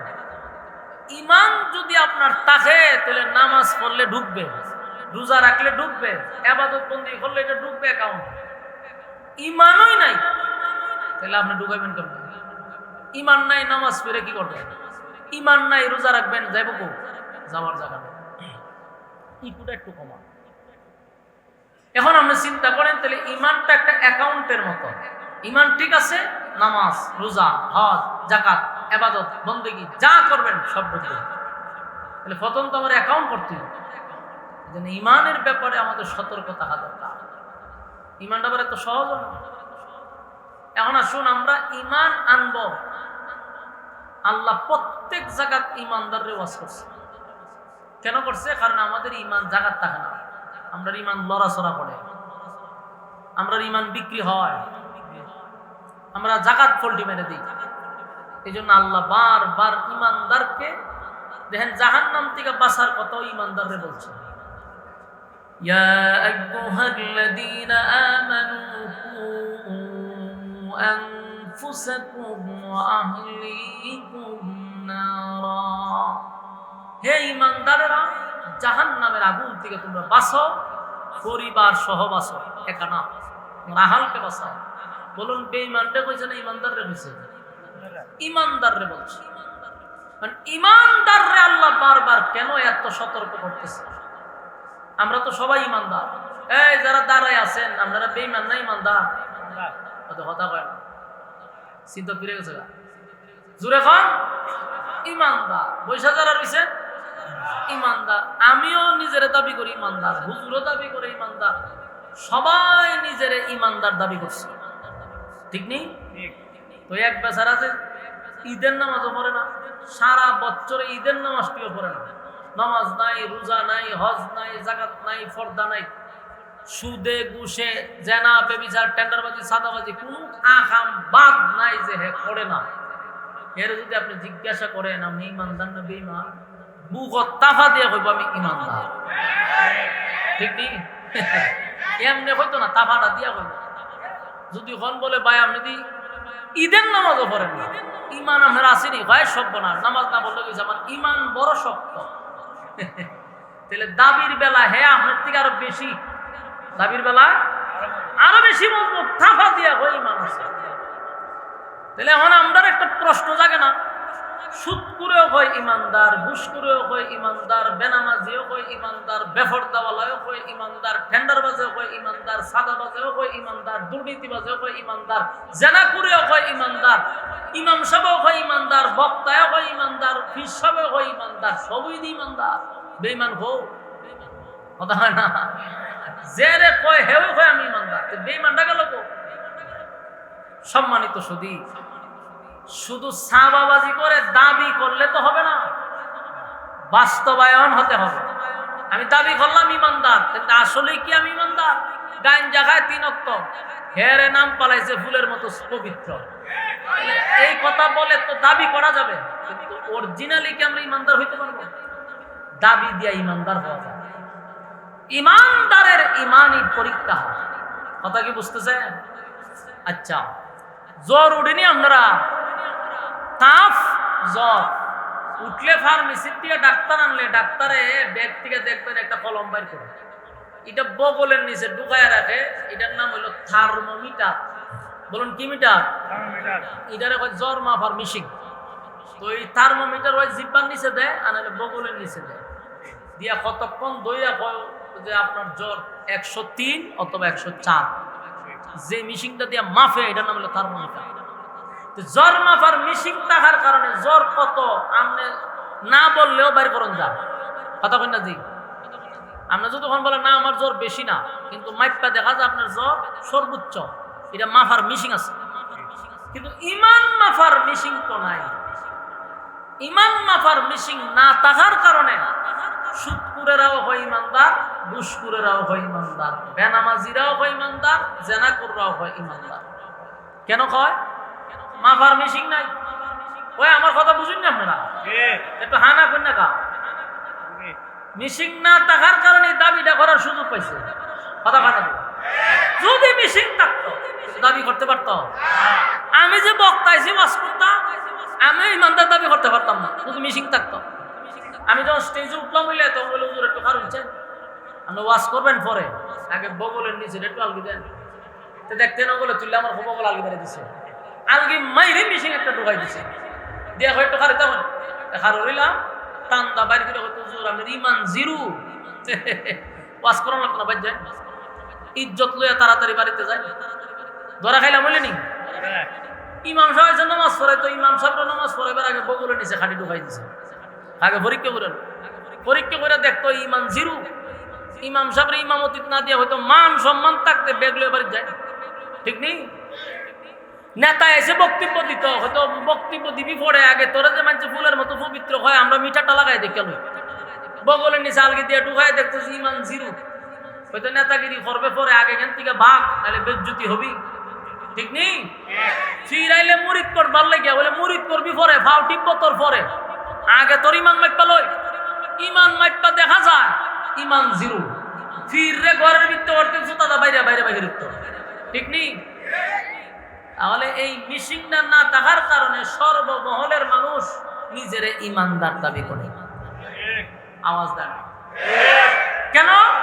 মাফার মিশিং নাই, তাই সাবাবাদী যার মনে হয় সেবা করতেছে, 3 বেলা গাঞ্জা খায় মুস লাল হয়ে গেছে, হ্যাঁ নিজের ইমানদার দাবি করে। কেন দাবি করে? মিশিং নাই। কেউ প্রমাণ করতে না হ্যাঁ গাঞ্জা খাইলে কি হইব, কিন্তু হ্যাঁ নিজের দাবি করে ইমানদার। আল্লাহ কয় মিশিংটা দিছি না কেন? আমি বান্দাদেরকে মানুষের সামনে বেইজ্জতি করতে চাই না, তোর ইজ্জত আর সম্মান আমি রক্ষা করার জন্য এই মিশিং পাঠাই নাই। কারণ তোর মনের অবস্থা তুই ভালো করে জানোস। নিজেকে নিজে শুধরানোর জন্য আল্লাহ আমাদেরকে এই মিশিং দেয় নাই, দিলে তো কেউ আর ভালো থাকলো নইলে কেউ আর বড় গলায় কথা বলতে পারতো না। এই জন্য আল্লাহ হয় বান্দা আমি তোর মানুষের সামনে লজ্জা দিই, নিজে শুধরায় যাও। ইমান এমন এক জিনিস, দুনিয়ার সব কিছুর ব্যাপারে ছাড় চলে, ইমানের ব্যাপারে কোনো ছাড় নেই। একটা পাইলাম ইমান। এবার আসুন 2 নম্বরে হলো নেক আমল। নেক আমল আমাদের জীবনে দরকার আছে না নাই? দুনিয়াতে যার টাকা আছে তার দাম আছে, টাকা ছাড়া এই দুনিয়াতে অন দাম পাওয়া যায় না। বাস্তব না বাস্তব?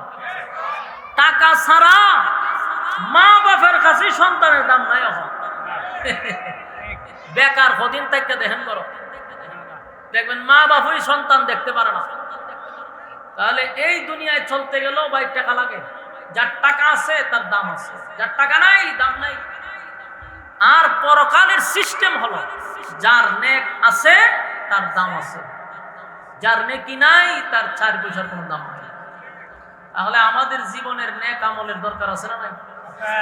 আল্লাহ বলেন আমি তোমাদেরকে দুনিয়ায় পাঠাইছি নেক আমল করার জন্য। তোমরা গোলামি শুধুমাত্র কেবলমাত্র আমার করবা, আর তাম সৃষ্টি জগৎ আমি তোমাদের গোলামি করার জন্য বানাইছি। সুবহানাল্লাহ থাকলে বলতে পারেন আল্লাহ আমরা অনর্থক বানাইছে। আফাহাসিবতুম আন্নামা খালাকনাকুম আবাসাও ওয়া আন্নাকুম ইলাইনা লা তুরজাউন। রব্বে কারীম বলেন অনর্থক দুনিয়ার জমিনে আমি পাঠাইনি। ক্ষণস্থায়ী দুনিয়া, এই দুনিয়া চিরস্থায়ী না, এটা তো বিশ্বাস করে। পৃথিবীর সব মানুষ একটা বিষয়ে একমত, এটা হলো পৃথিবী চিরস্থায়ী না, এটা ক্ষণস্থায়ী, থাকার জায়গা না। আমার আগেও কেউ থাকতে পারলো না, আমার পরেও কেউ থাকতে পারবে না। দুনিয়া চিরস্থায়ী নয় গো, এটা ক্ষণস্থায়ী, চলে যেতে হবে। তাহলে আমরা কেন আসলাম, এই বিষয়টা আমাদের মাথায় রাখা দরকার। খাওয়ার জন্য আল্লাহ বানায় নাই, ঘুমানোর জন্য মালিক আমাদেরকে বানায় নাই, তাহলে বানাইলো কেন? ওমা খালাকতুল জিন্না ওয়াল ইনসা ইল্লা লিয়াবুদুন। দুইটা জাতিরে আমি আল্লাহ শুধুমাত্র কেবলমাত্র আমার গোলামির জন্য বানাইছি। বান্দারে, আমার গোলামি ছাড়া বিকল্প কোন রাস্তা যদি চলস, এই রাস্তা ভালো হবে না। বারবার তোদেরকে আমি সতর্ক করে দিলাম, আমি কিন্তু বানাইছি ইবাদতের জন্য। আর সমগ্র পৃথিবীর যত সৃষ্টি জগৎ আছে, সূর্য চন্দ্র গ্রহ নক্ষত্র পাহাড় পর্বত সাগর নদী নালা খাল বিল কীট পতঙ্গ, সব বানাইছি বান্দা তোর গোলামির জন্য। আমার যুবক ভাইরা, এই পৃথিবী চিরস্থায়ী না, ক্ষণস্থায়ী। দুইটা জিনিস লইয়া আমাদের যাইতে হবে। একটা হলো ঈমান, আরেকটা হলো নেকামল। এই পৃথিবীর থেকে যেদিন চিরবিদায় হয়ে চলে যাব, যদি জাররা পরিমাণ ঈমান লইয়াও কবরে যাইতে পারি রে, জাররা পরিমাণ। আল্লাহর নবী বলেন, একদিন বান্দারে আল্লাহ জান্নাতে ঢুকাবে শুধুমাত্র জাররা পরিমাণ ঈমান থাকার কারণে। দুইটা জিনিস লইয়া যদি যাইতে পারে, ঈমান আর আমল। গুনার কারণে মানুষ শাস্তি পাবে, কিন্তু জাররা পরিমাণ ঈমান থাকার কারণে মালিক তারে জান্নাত দিবে। ঈমান বড় মারাত্মক। যুবক ভাইরা, হাসরের মাঠে সেদিন আমাদের জন্য কোন পরিচিত লোক দিয়ে আমাদেরকে কেউ বাঁচাইতে পারবে না। অমুক পীর সাহেবরা আমি ধরছিলাম, আমার পীর সাহেব এখানে এসা বাঁচাই। সাবজেক্ট এটাই আমার পরীক্ষা, এই সাবজেক্টেই আমাকে পাস করতে হবে। আল্লাহ কাউরে ধনী বানাইবো, ধনী বানাইবো, কোটি কোটি কোটি হাজার কোটি টাকার মালিক বানাইতে পারে। বুঝে নিতে হবে এটাই আমার সাবজেক্ট, এখানেই পাস করতে হবে। কাউরে মালিক অসুস্থতা দিবে, বছরের পর বছর খালি অসুস্থ, এরকম মানুষ আছে না? আবার কাউরে মালিক পেরেশানির মধ্যে রাখে, মুসিবত, খালি মুসিবত। বুঝে নিতে হবে এটাই তোমার একটা পরীক্ষার সাবজেক্ট। সর্বহালতে আমরা বলবো আলহামদুলিল্লাহ, কারণ গরিব বানাইয়াও পরীক্ষা নিতে পারে, কথা হয় না? ঠিক আছে ইনশাআল্লাহ। কিতা গজল গজল আমি আসলে চর্চা করে গেলাম, মন দেখতেছি চর্চা করুন লাগবে। হায়াতের দিন ফুরিয়ে যায়, বন্ধু তোমার নিত ভাবনা, তুমি আচরণ তামাশায় শয়তানের ধোঁকা, তুমি আচরণ তামাশায় শয়তানের ধোঁকা, তুমি আচরণ তামাশায় শয়তানের ধোঁকা। ক্ষমা পাবে অনুতাপে অনুশোচনায়, হায়াতের দিন ফুরিয়ে যায়।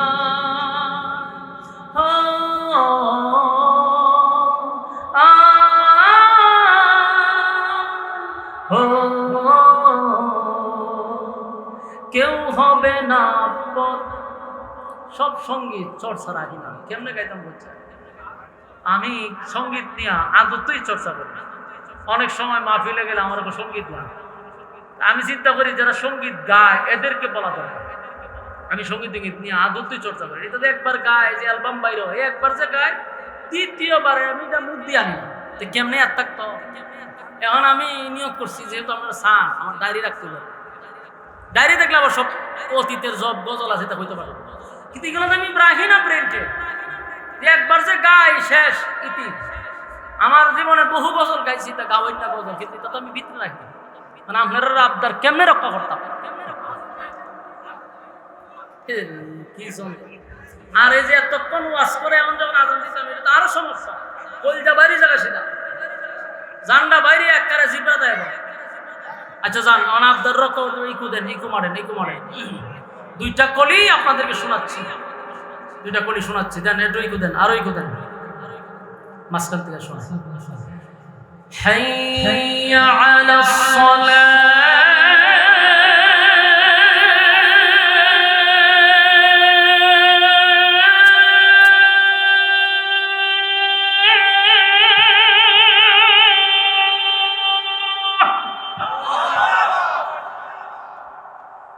حي على الصلاة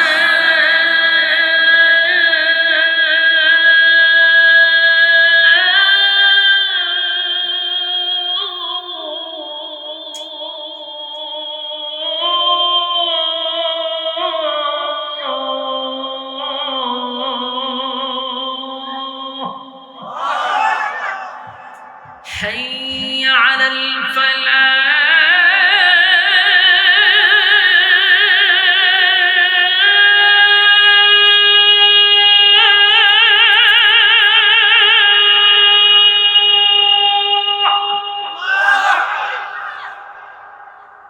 حي على الفلاح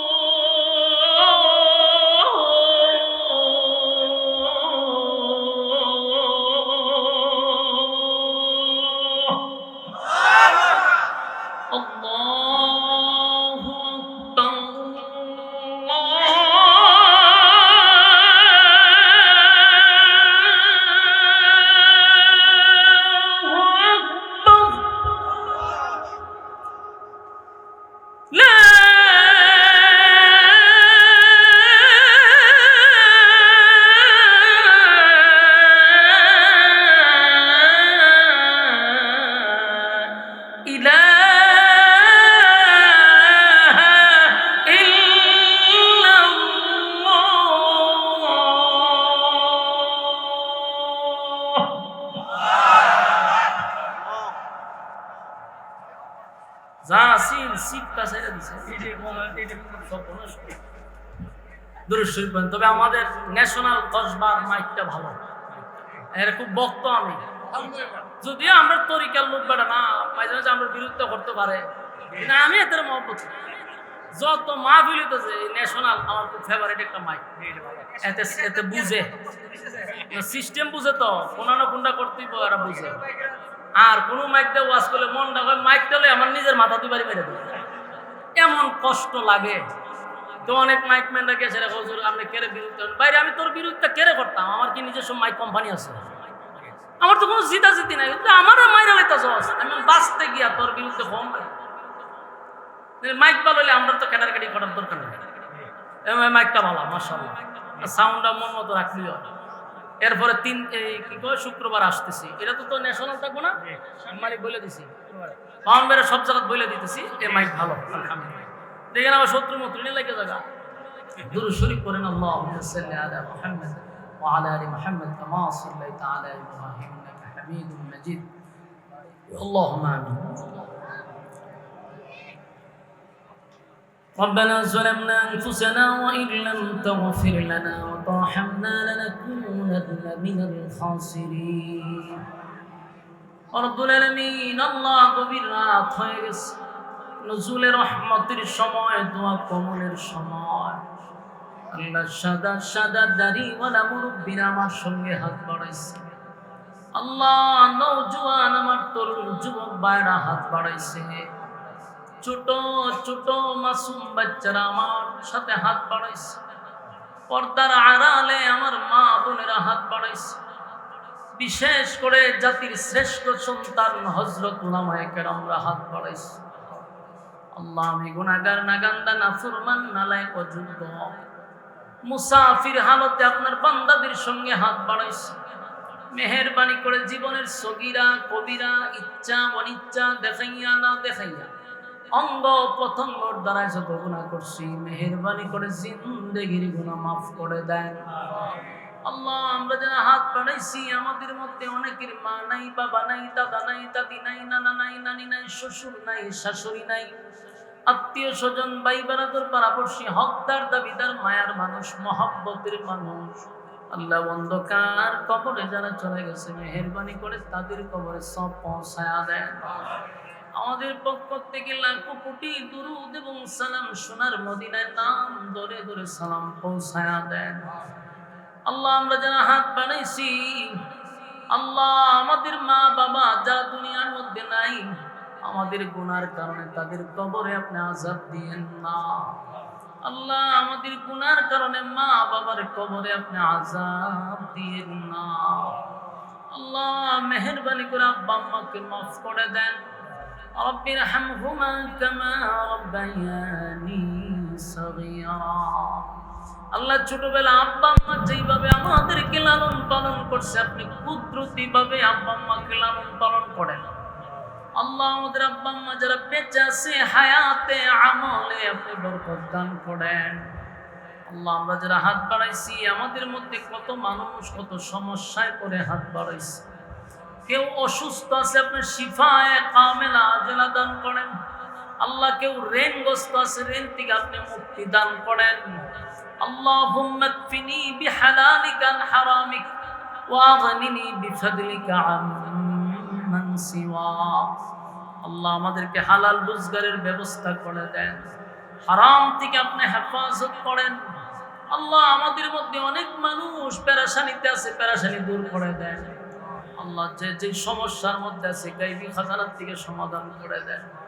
আল্লাহ ঘরে রহমত বরকত দান করেন। যেই সমস্ত ভাইরা বিদেশে বাড়িতে আছে, প্রবাসী তাইকা, আল্লাহ বাংলাদেশের প্রত্যেকটা দিনই কাজে যারা শরীক হচ্ছে, আল্লাহ আমাদের ভাইগুলার ব্যবসা বাণিজ্য খামাই রোজগার আপনি বরকত দেন। আল্লাহ প্রবাসী ভাইদের বাচ্চা কাচ্চাগুলার দিনদার মুত্তাকি বানায়া দেন। আল্লাহ বিশেষ করে এই মাহফিলটা যারা টাকা দিয়া, পয়সা দিয়া, বুদ্ধি দিয়া, শ্রম দিয়া, রান্না বান্না কইরা, যে যেমনে পারছি মাহফিলটার জন্য সাহায্য সহযোগিতা করছে, আল্লাহ আমরা যেখানে বসে খানা খাইলাম, ওই বাড়ির অনেক মানুষ আমার কাছে দোয়া চাইছে। বিশেষ করে এই মাহফিলটা যারা করছে ব্যবসায়ী, আল্লাহ প্রত্যেকটা ব্যবসা প্রতিষ্ঠানকে আপনি কবুল করেন। আল্লাহ তাদের খামাই রোজগার আপনি বরকত বাড়ায়া দেন। আল্লাহ যারা দোয়া চাইছে প্রত্যেকের দিলের নেক বাসনা আপনি পুরা করে দেন। আল্লাহ অনেকের বাচ্চা কাচ্চার জন্য দোয়া চাইছে, বাচ্চা কাচ্চাগুলোর দিনদার বানায়া দেন। আল্লাহ বিশেষ করে এই মাহফিল করতে গিয়ে টাকা দিয়া, পয়সা দিয়া, বুদ্ধি দিয়া, শ্রম দিয়া, যে যেমনে পারছে প্রত্যেকের দিনের এই কাজকে আপনি কবুল করেন। আমার ডাইনে বামে সামনে পিছনে যত গুরুস্থান আছে, আল্লাহ বিশেষ করে এই এলাকার প্রত্যেকটা মুর্দাগানের কবরে সব পৌঁছায়া দেন। আল্লাহ এই এলাকার প্রত্যেকটা গুরুস্থানে, প্রত্যেকটা মুর্দাগানের কবরে সব পৌঁছায়া দেন। রব্বুল আলামিন এই মাহফিলটাকে কিয়ামত পর্যন্ত কবুল করেন। এই মাহফিলকে জরিয়া করে এলাকাবাসীকে নাজাতের উসিলা করে দেন। এই মসজিদের যত কাজ বাকি আছে গায়বী খাজানার থেকে পুরা করে দেন। মসজিদের সভাপতির হায়াতে বরকত দান করেন, মাহফিল কমিটির হায়াতে বরকত দান করেন। আল্লাহ আরো অনেকেই দোয়া চাইছে, বিশেষ করে অনেকেই দোয়ার দরখাস্ত করছে, মেহেরবানি করে প্রত্যেকের দিলের নেক বাসনা আপনি পুরা করে দেন। আল্লাহ খালেদ মাহমুদ সাহেব, শ্যামল ভাই উনিও দোয়া চাইছেন, আল্লাহ ওনার দিলের নেক বাসনা পুরা করে দেন। আমার প্রতি যাদের মহব্বত, আলেম ওলামাদেরকে যারা ভালোবাসে, আল্লাহ প্রত্যেকের দিলের নেক বাসনা পুরা করে দেন। এই মুহূর্তে আমার সঙ্গে যারা হাত বাড়াইছে, আল্লাহ প্রত্যেকের দিলের নেক বাসনাগুলি পুরা করে দেন। যে যে আশা নিয়ে আসছে, আল্লাহ একজনও আপনি খালিয়াতে ফিরাই দিয়েন না। আল্লাহ আল্লাহ আমরা যারা হাত বাড়াইছি একজনকেও খালিয়াতে ফিরাই দিয়েন না। আল্লাহ আমাদের গুনার কারণে আপনি মানুষের সামনে আমাদেরকে লজ্জিত কইরেন না। যতদিন বাঁচায় রাখবেন ইজ্জতের জিন্দেগি দান করেন আল্লাহ। যতদিন বাঁচায় রাখবেন ইজ্জতের জিন্দেগি দান করেন আল্লাহ। বেজ্জতি জীবন থেকে আমাদেরকে হেফাজত করেন আল্লাহ। বিশ্বের মুসলমানদেরকে হেফাজত করেন। গাজাবাসীকে হেফাজত করেন আল্লাহ, ফিলিস্তিনের মা বোনদেরকে হেফাজত করেন আল্লাহ, বিশ্বের সব জায়গায় মুসলমান লাঞ্ছিত অপমানিত আপনার কুদরতি সাহায্য করেন আল্লাহ, বাংলাদেশকেও ষড়যন্ত্রের হাত থেকে হেফাজত করেন। সুবহান রাব্বিকা রাব্বিল ইজ্জাতি আম্মা ইয়াসিফুন ওয়া সালামুন আলাল মুরসালিন walhamdulillahi rabbil alamin amin bi rahmatika ya arhamar rahimin. Assalamu الذي خلق الإنسان وكرمه وعلمه من البيان ما لم يعلم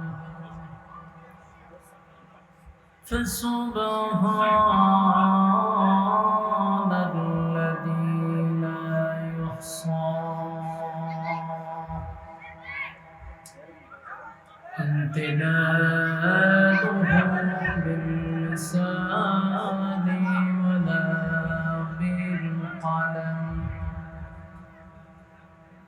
ونشهد أن لا إله إلا الله وحده لا شريك له وأشهد أن سيدنا وسندنا وحبيبنا ومولانا محمدا عبد الله ورسوله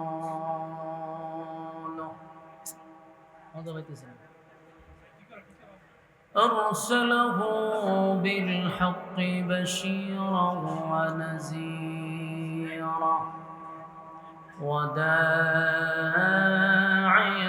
إلى الله بإذنه وسراجا منيرا.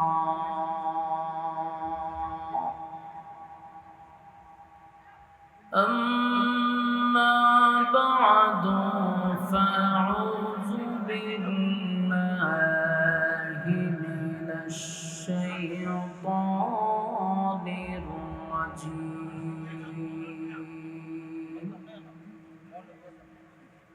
بسم الله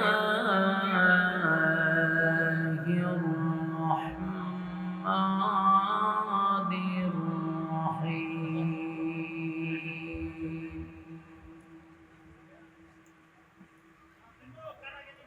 إن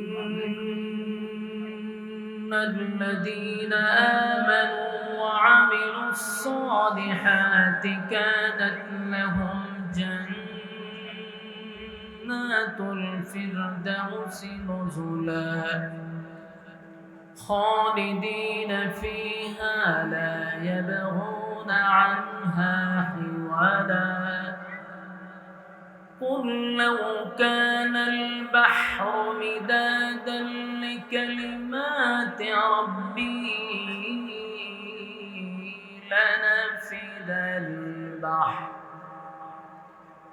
لنفد البحر قبل أن تنفد كلمات ربي ولو جئنا بمثله مددا. قل إنما أنا بشر مثلكم يوحى إلي أنما إلهكم إله واحد فمن كان يرجو لقاء ربه فليعمل عملا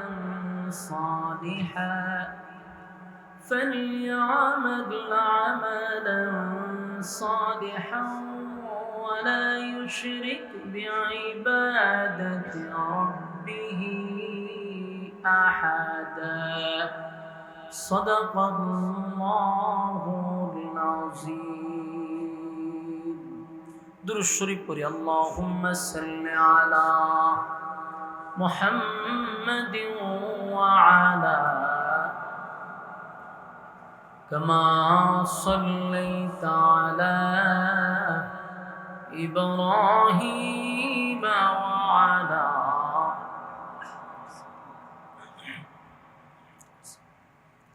إنك حميد مجيد اللهم بارك على محمد وعلى آل محمد كما باركت على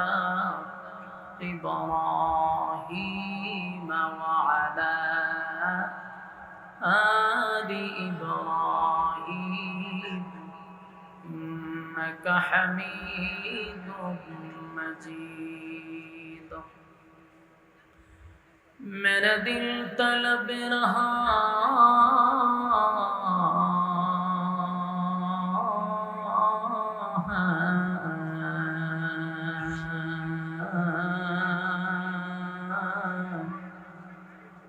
मेरे जल रहा है सीना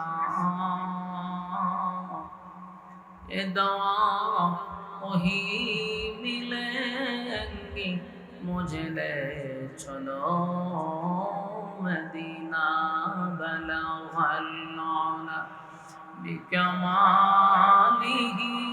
कशफत तुजा बिजमाली हसनत जमीअ खिसालिही सल्लल्लाहु ज़िकीर बातिल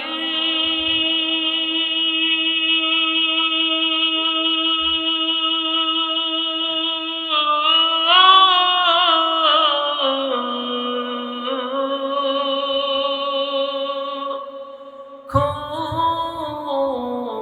हटा दे दिल से रबे जिक्र में तेरे लगा दे रोज शाम ला इलाहा इल्लल्लाह ला इलाहा ला इलाहा ला इलाहा इल्लल्लाह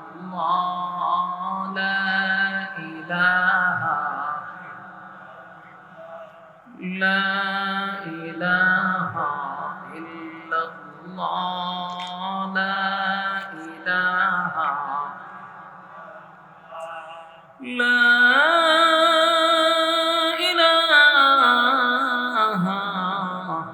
إلا الله محمد رسول الله صلى الله عليه وسلم আলহামদুলিল্লাহ ব্রাহ্মণবাড়িয়া জেলার অন্তর্গত চান্দপুর পূর্বপাড়া বাজার আল বাইতুল আশরাফ জামের মসজিদ কমিটির উদ্যোগে আয়োজিত ও ব্যবসায়িক বৃন্দদের উদ্যোগে ওয়াজুদ ওয়ার মাহফিলের সম্মানিত সভাপতি উস্তাদুল উলামা আলহাজ হযরত মাওলানা আব্দুল মুমিন সাহেব দামাত বরকাতুহ আরও আছেন হযরত মাওলানা মুফতি রহমতুল্লাহ সাহেব হাজী মোহাম্মদ নাসির উদ্দিন ভুইয়া নাসির মাস্টার সাহেব ওয়াজ করেছেন হযরত মাওলানা নজির আহমদ ফরিদি সাহেব হযরত মাওলানা মুফতি মাহফুজুর রহমান সাহেব হযরত মাওলানা মুফতি নাজমুল হক সাহেব হযরত মাওলানা হাফেজ সদিকুল ইসলাম সাহেব মুফতি নাজমুল হাসান বিন আব্দুল্লাহ সাহেব সহ অতিথিবৃন্দ মুআজ্জাজ মুকাররম হযরত উলামায়ে কেরাম উপস্থিত আছেন আমার নওজোয়ান তরুণ যুবক ভাইরা মুরব্বিয়ান আযম মাইকের আওয়াজ যতটুকু দূরে যায় অবস্থানরত পর্দানিশী মা ও বোনেরা সকলকে আমার অন্তরস্থল থেকে জ্ঞাপন করছি মুবারক শুকরিয়া আদায় করছি যে রব্বে করিম আমাদেরকে দুনিয়ার বিভিন্ন ফিতনা ফাসাদ থেকে হেফাজত করে, হাজারো মানুষের মাঝখান থেকে যাচাই বাছাই করে, নির্বাচিত করে, পছন্দ করে, মহব্বত করে, ভালোবেসে দ্বীনি এক মজলিসে আলেমদের সোহবতে আসার বসার যে তৌফিকটুকু রব্বে কারীম আমাদেরকে দিয়েছেন, এজন্য আমরা শুকরিয়া আদায় করছি। অবনত চিত্তে হৃদয়ের আবেগ অনুভূতি উজাড় করে উচ্চ আওয়াজে বলি আলহামদুলিল্লাহ। লক্ষ কোটি দুরুদ এবং সালাম আল্লাহর সৃষ্টির প্রধান আকর্ষণ জনাবে মুহাম্মদুর রাসূলুল্লাহ সাল্লাল্লাহু আলাইহি ওয়াসাল্লামের উপর। সম্মানিত সুধী, আমরা আসতে পেরে বসতে পেরে খুশি না বেজার? মুসলমানের এক ক্লান্তি লগ্নে এরকম একটা দ্বীনি মজলিসে সমস্ত ব্যস্ততাকে পিছনে রেখে মৌমাছির মতো প্রচন্ড গরমে আপনারা বসে আছেন, দাঁড়িয়ে আছেন, উদ্দেশ্য কিছু দ্বীনি কথা শোনা। আল্লাহ তাআলা আপনাদের এই আশা এবং বসাটাকে দুনু জাহানের জন্য কবুল করুক, আমিন। যতক্ষণ আপনারা এই এরিয়ার ভিতরে থাকবেন নসিহত শোনার উদ্দেশ্যে, নাজালাত আলাইহিমুস সাকিনা, উপর থেকে সাকিনা রহমত নাজিল হবে। খুশি না বেজার আপনারা? গুনাহ হবে না এটাই সম্ভব, কিন্তু প্যান্ডেলের বাহিরে গেলে গুনাহ যে হবে এটাও সম্ভব। তাই গুনাহ মুক্ত পরিবেশে আমরা বসছি। আল্লাহর কাছে আমরা সবচেয়ে বড় শুকরিয়া আদায় করি যে আল্লাহ আমরা সুস্থ রাখছে, যেন আমরা শুকরিয়া আদায় করি আলহামদুলিল্লাহ। সুস্থ থাকার কারণে আপনারা এখানে আসছেন। আপনি এবং আমার মতো কত মানুষ অসুস্থ, হসপিটালে, বিভিন্ন মানুষ বিভিন্ন জায়গায় আটকা পড়ে আছে, কিন্তু আপনারা জায়গা হচ্ছে না, দাঁড়িয়ে আছেন, মৌমাছির মতো বসে আছেন প্রচন্ড গরমের মধ্যে। আল্লাহ তাআলার কুদরতি ক্যামেরায় এই ভিডিওগুলো করা হচ্ছে। আল্লাহ সবাইকে বুঝার মানার আমল করার তৌফিক দান করুক, সকলে বলি আমিন। সম্মানিত সুধী, বিশেষ করে আপনাদেরকে আমি বলছিলাম মোনাজাত করে যাওয়ার জন্য, আপনারা সেই ওয়াদা রাখছেন। আমরা এখন মোনাজাত দিব। এর আগে যে কথাটা হলো, এই মাহফিলটা যারা করছে, বিশেষ করে বাইতুল আশরাফ জামে মসজিদ কমিটি কর্তৃপক্ষ, এবং এখানে অনেক প্রবাসীরাও জড়িত আছে, অনেক ব্যবসায়ীরা জড়িত আছে, অনেক দিনমজুররা জড়িত আছে। এই মাহফিলটা এলাকাবাসী মিলে, ব্যবসা বিশেষ করে ব্যবসায়ী বৃন্দদের উদ্যোগে এই মাহফিলটা, আমরা তাদের জন্য দোয়া করব। আল্লাহ তাআলা তাদের ব্যবসা বাণিজ্য খামাই রোজগারে বরকত দিত, এবং এই মাহফিলটা প্রত্যেক বছর হইতো। এটা তো আপনারা চান ইনশাআল্লাহ। আল্লাহ আপনাদের এই নেক নিয়তগুলো যেন সহি করে দেয়, আমিন। আমি আরেকটা কথা বলি, আপনারা আমাকে মহব্বত করেন, ভালোবাসেন, ভালোবাসার টানে দুইবার আনছেন এবং আমাকে গিয়ে আপনারা ইনভাইট করছেন। আমি আপনাদের কাছে একটা দোয়া চাই। দোয়াটা হলো, আমার একটা নিজস্ব প্রতিষ্ঠান আছে, এই প্রতিষ্ঠানটার জন্য আমি প্রত্যেক জায়গায় দোয়ার আগে আমি নিজেও দোয়া চাই। আপনারা আমার মাদ্রাসাটার জন্য দোয়া করবেন। আপনাদের এই ওয়াজ মাহফিল করে করে প্রায় 100% জায়গা নিয়েছে। আমার ভাইয়েরা দেখেছে, যারা গেছে তারা দেখছে 100% অলরেডি জায়গা হয়ে গেছে। 3টা ভবন হয়েছে। এখন আমরা একটা মসজিদ করব, শুধু দোয়া করবেন আল্লাহ যেন সেই আশাটাও পূর্ণ করে। আর আমাদের মাদ্রাসার ছাত্র আলহামদুলিল্লাহ এবার এই 1 বছর 2 বছর হয়েছে মাদ্রাসার ক্লাস শুরু হয়েছে। 2 বছরে প্রায় 3-4 জায়গায় আমরা প্রতিযোগিতায় পাঠাইছি। প্রত্যেকটা ছাত্র 1st নাম্বার 2nd নাম্বার নিয়ে আসছে আলহামদুলিল্লাহ। আমাদের মাদ্রাসা থেকে এবার পিএসপি কোরআনের আলোতেও আমরা ফর্ম ফিল আপ করছি। শুধু দোয়া করবেন আল্লাহ তাআলা যেন লেখাপড়ার দিক দিয়ে উন্নত করেন, দোয়া করবেন ইনশাআল্লাহ।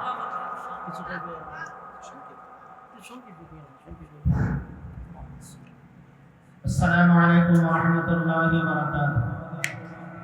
সম্মানিত হাজরিন, চান্দপুর পূর্বপাড়া বাজার আল বাইতুল আশরাফ জামে মসজিদের মাহফিল এই মুহূর্তে প্রধান অতিথি বক্তব্যের মাধ্যমে শেষ হয়েছে। আমাদের এই মাহফিলে আপনারা আসছেন, আপনাদেরকে যেইভাবে কদর করার দরকার ছিল, সেবা করার দরকার ছিল, আমরা করতে পারি নাই। এই জন্য আপনাদের কাছে আমরা ক্ষমা প্রার্থী। আমাদের এই মাহফিলের জন্য যারা টাকা দিয়ে, পয়সা দিয়ে, জান দিয়ে, মাল দিয়ে সহযোগিতা করেছেন, দেশ এবং বিদেশ থেকে অনেক প্রবাসীরা আমাদেরকে সহযোগিতা করেছেন। সকলের জন্য দোয়া চাই, রোগীদের জন্য দোয়া চাই। আগামী বছর যেন এর চাইতে আরো বড় আকারে আমরা মাহফিল করতে পারি, আপনাদেরকে উপহার দিতে পারি। আপনারা আমাদের জন্য দোয়া করবেন। আসসালামু আলাইকুম ওয়া রাহমাতুল্লাহি ওয়া বারাকাতুহু। اللهم صل على محمد وعلى آل محمد كما صليت على إبراهيم إنك حميد এই 17 তারিখ সামনে শুক্রবারে কোথায় এটা ওই আবার আইতেছি তো কত বড় বড় আমরা খুব কাছে আছে ইনশাআল্লাহ। আপনারা শুক্রবারে সেখানে আপনাদের সাথে দেখা হবে। আমরা সবাই দোয়া শরীক করি। আল্লাহ দোয়া শরীক দোয়া গজল একটা গাওয়া হয়েছে, গজল অলরেডি একটা গাওয়া হয়েছে। আবার শুক্রবারে আসতেছি,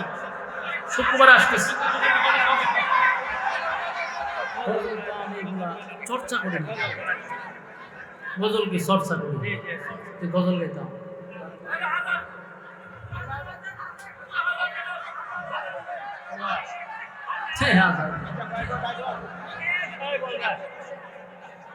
আজান তো নিষেধ, এরপর আমরা এটা আমাদের গাওয়ান, এটা তো সমস্যা। দোয়া অসুবিধা নেই।